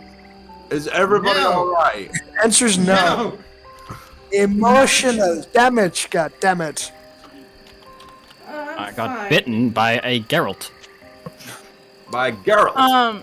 Is that what it's called? That just looks like a creepy thing. So, are you all like gathered up now? Yeah, I would assume so. Sylvana, seeing that this creature is clearly bleeding out and the darkness having faded upon seeing him collapse and the look in his eye as she shouted at him the first time, then him stepping back after attacking people, she kind of got a feeling that, something was amiss, that there was something wrong happening here. So she kind of rushes over to him and stands next to her sister, lays her hands on his shoulders and uses cure wounds, he would still be technically unconscious, but it would basically stop the bleeding. Okay. As you reach down and touch him, at this moment, your necklace starts to shine a little. And Lucian, your necklace starts to vibrate. And suddenly, simultaneously, both of them pulse. The same pulse that the orb was giving off before. And you watch as it kind of like this pulse kind of almost radiates around the entire like area you've just been fighting. And you watch as all the small ones suddenly transform back into wolves. And you watch as this lanky one, all the scales are trained back to reveal Geralt. Hey, look, it's the person we've been looking for. Shut the fuck up. Does the cure wounds work though, Lumi? The cure wounds stabilizes him. Holy fuck. As I am just holding this, still alive, but dead weight at the moment in my tail. I believe this is one of yours then? As I just kind of plop him on the ground in front of whoever. Yeah, we got sent from the local village to find this guy. Yeah. Well, looks to be you found him. Actually, because we know that it's somebody that's missing. I kind of break. I kind of break out of it and go over and start to lift him and start moving towards the village again. We're about to do you need a hand? Do you need a hand? I'm just going to continue moving towards the village. I'm not answering anyone. He's already in a mindset. He's fucking off. This is a friend. He's in Gotcha. danger, so It's the person that taught me how to fight. Of course I'm going to fucking go. yeah. So Lucy and myself will pick up the rest of the camp and we will follow suit, not too far behind. I want to say though, in terms of our new companions, I'll walk next to Lucid. I'm just going to snap my fingers and switch back into my legs. One of the things- Stretch 'em out. That's so much better. I'll also It's a say, little mermaid. Bartholomew, being the inquisitive type that you are, well, with your nosy passive fucker perception, you will, The nosy fucker you mean. yeah. As you're all walking, like, your curiosity takes the better of you, you kind of just look around a little bit, like last minute checks, and you notice just beyond the tree line where he walked from, there's a small pile of elves. Dead.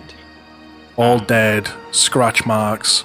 Some of a lot of them though, like, you can see, like, not fully transformed to the creature like Geralt was, but partly transformed. Some of them got patches of scales.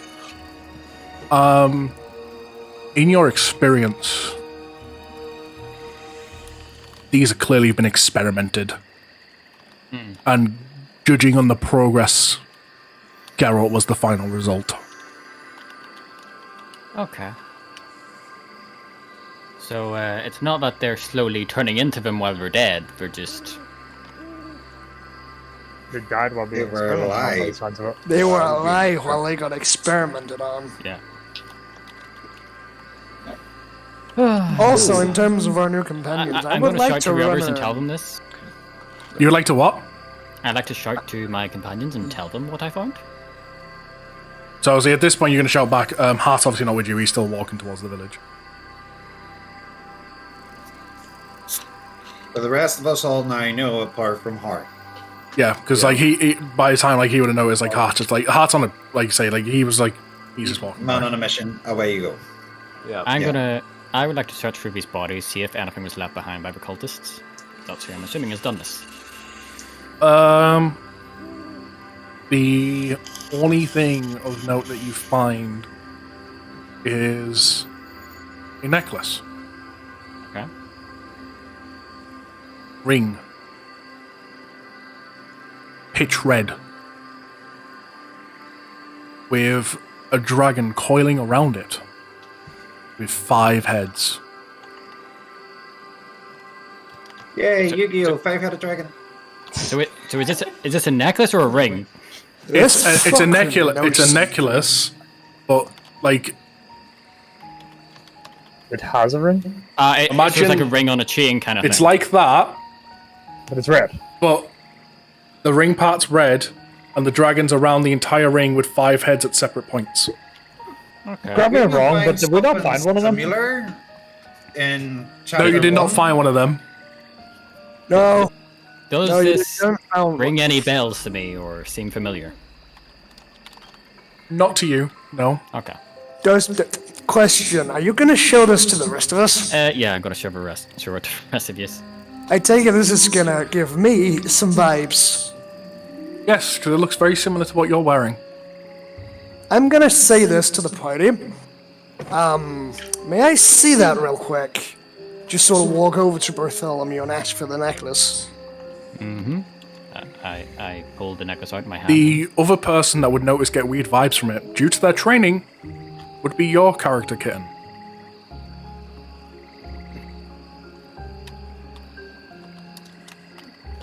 I'm gonna kind of step forward. You have no idea what you're holding.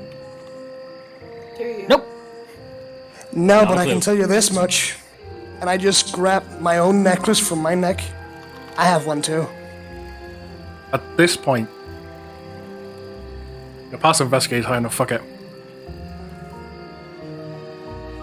This is a symbol that your character may have seen in passing. Just like amongst the training of what you are. But it's never been given a meaning. However, Bartholomew, upon seeing the necklace, you immediately know what this necklace is. You've seen it about. Is this a religious symbol of a long-lost, forgotten god? Bahamut. Ah, lovely. Holy shit, okay. Yep. That's exactly what I figured it was representing. Right, at this point, I'm gonna reveal everything that happened on the ship to Bartholomew and the rest of the party.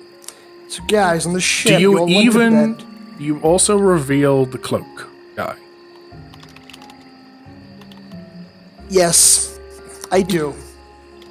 So at this point, time for some revealing of backstories here, in a sense.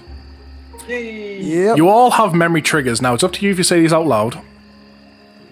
But all of you, apart from Hart, have a memory trigger.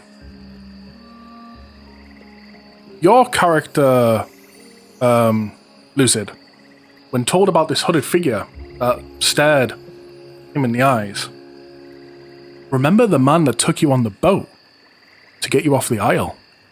The man that saved you? You, Kitten, remember this description matches the same man that slightly guided you on your training when you went away. You, Big R, this man's description matches the person that told you about lycanthropes to begin with. Holy shit! Argo, this is the man that stepped between you and the crowd that was going to kill you when you ran away from Genova. And as for you, Bartholomew, this is the man that has told you which runes to investigate to try and get a hint about how to help your sister. The one major thing that made it all this have in common with this man was one key detail that would have been told. And I'm going to reveal that now. On his cloak, he had a small little bit where his tassels combined. And a very unique symbol. If you look on Roll20, this is the symbol. Okay. It is a crest that's not from Lunaria. It belongs to no family. The hooded clock man. Interesting. It's up to you if you're sharing your details when revealing this. But at the same point, you all, as Soul, Big R, Argo, and Adam, your characters will also remember about this hooded figure subliminally, specifically Soul. Remember when the guy nailed in close to look at your necklace? Yep. It's at that specific moment, and very close to the moments when he was filling with other things. For example, when Argo ran past him, running away, he subliminally put a message in your minds. Go to Oak Isle, Sycamore Academy.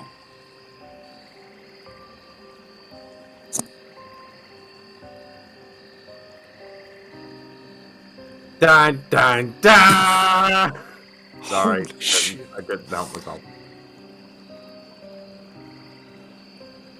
Just because this cloak, hooded figure, man, person, dickhead, whatever you want to call him, is the reason why me and Lucian actually met up with each other on the way to the academy then. He is the reason, essentially, why you're all where you're meant to be. Holy shit, it's Nick Fury!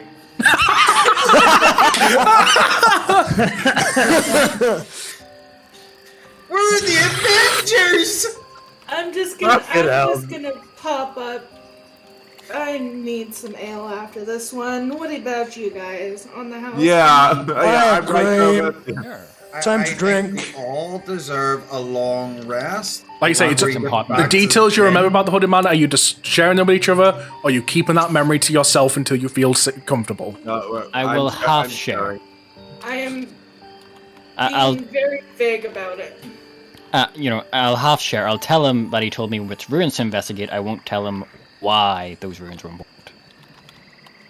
I think I would have a semi-open conversation with everyone in the inn whenever we're back into the town about being told about the lichen creatures by this hooded guy, this hooded cloak figure, and where the research. Well, I've told them what I know. I saw him on the road. Came up to me and went off. I just share my story of running past him, telling me to go to the academy. What do we do about the bodies? Burn them! I don't have anything to burn them with, and I We- think we might need a little bit more respect than that. These were villagers. Yeah. I think we go and speak to the previous elves that we spoke to in the bar beforehand, I think we should go and find give them the location. Let's find the guy who's like right below Geralt, who's in control of the village at the moment. Yeah. Alphino. Yeah. Who's a pretty dragon? You. Well, right now, Alphinaud's not really in control. Like, the village is kind of in disarray. They've been hoping for Geralt to come back. It's why, like, you've seen them people slugging about in the inn. Some people were trying to get... That's why I'm thinking go speak to the hunters because they would know how to bring them back, and then they'd be able to. What was that? What was that, Kitten? Well, the rogue just walked up to my dragon. It was like, "Who's a pretty dragon?" She playfully tries to nip at you.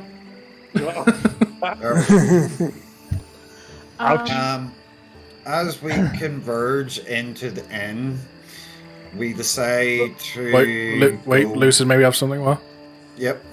Before anybody actually leaves, after the fighter goes and tells the story of what happened on that boat with the hooded figure. His was in the street. Your story particularly was the hooded man was on the boat that rescued you. No, I know, but the one that he was talking about when he was describing what had happened and about the hooded figure. Remember when the you hooded were figure was seen talking on the boat? about when you were talking about her memory. So it's as the fighter describes the hooded figure, it strikes a memory in Savannah about the man who saved her from the Shadow Man and took her on the boat out of the Isle.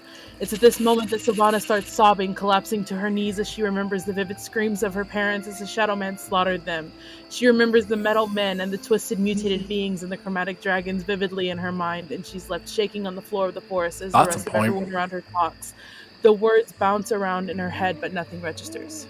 Speaking of that reminds me. These creatures you've just fought are very similar to them twisted beings. But it doesn't Similar, keep in not her the head, same, so- similar. Like, what Yeah. you would have saw was very early on experimentation. So that's up to the party now. Savannah is now sitting there sobbing on the forest floor, on her knees, shaking. I will go comfort her. Leaves. I will go comfort her. Let's go drink. Tell me your story. I will literally go comfort her. Okay. She might be new here, but my character would go over there and start comforting her, trying to get her to calm down. My dragon starts growling towards you as she tries to separate you and her to comfort her. That was a 17. Upon doing so, as the dragon goes to snap at him, his resolve of protection, you all feel a heartbeat emanate from his necklace. This calms your dragon down to make him realize that him in particular, just him because of his necklace, he is definitely not a threat.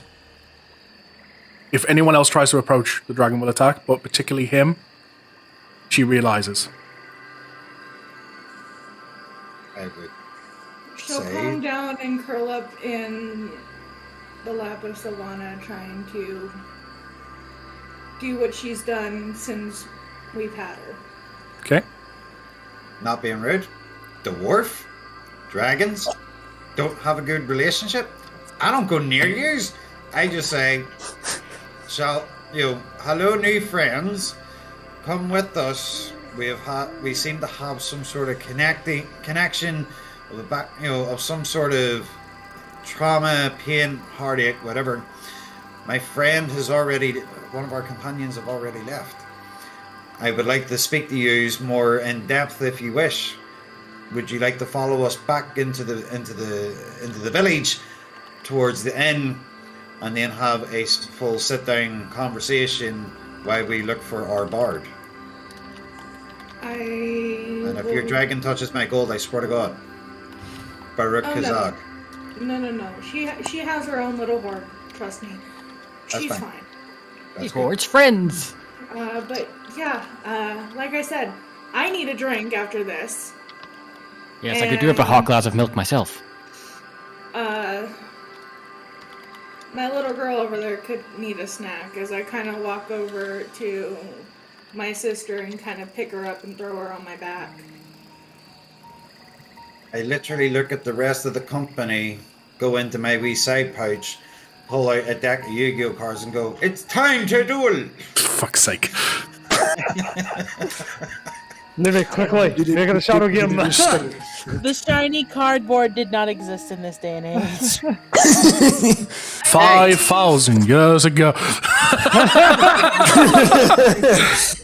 The shiny cardboard was real life. No, back then it was shiny stones. not this, Apple tablet, that shit, and you have to pay for everything. This was actually chiseled in stone. This is where we realize Big R has melted all his gold into Yu-Gi-Oh cards. I got a gold verbally Ice White Dragon! Not what he does in real life, bro. Right. Back to the game. Back to your point. Yeah. So we are getting close to What Lucian end. does is he sits down next to her, puts his arm on her shoulder, and tells her it's going to be okay. You're going to be fine. You're in the forest of Kilika. Tries to calm her down. You're in the Matrix.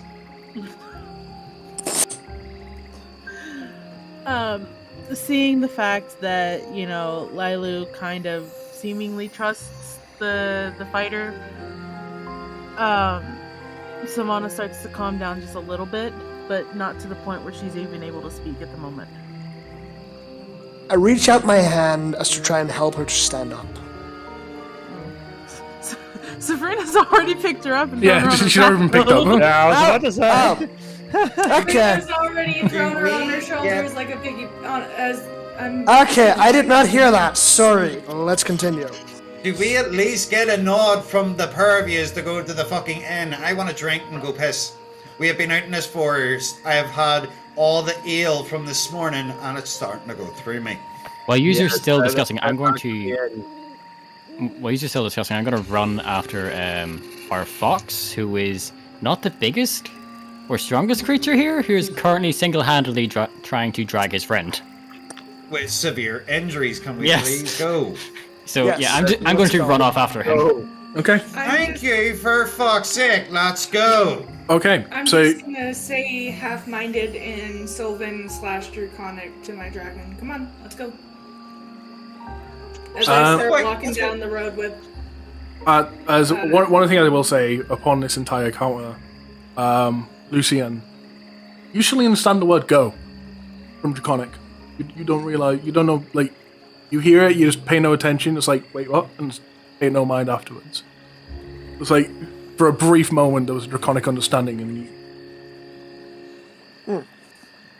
you all make your way back to the village, to the tavern. You're sitting there dragging a half-beaten Geralt. And I think as finding out this traumatic thing that somehow may connect you all. That Hart has no idea of, or even how his connection is. He's in a deep spiral of depression right now. And I think this will be the perfect point to leave it off till next time. Go to 2 in the morning. Holy shit! You should feel like I'm going, but at the same time, yay! That's the chapter finished for the day! I would like to point out, I have had that encounter planned since session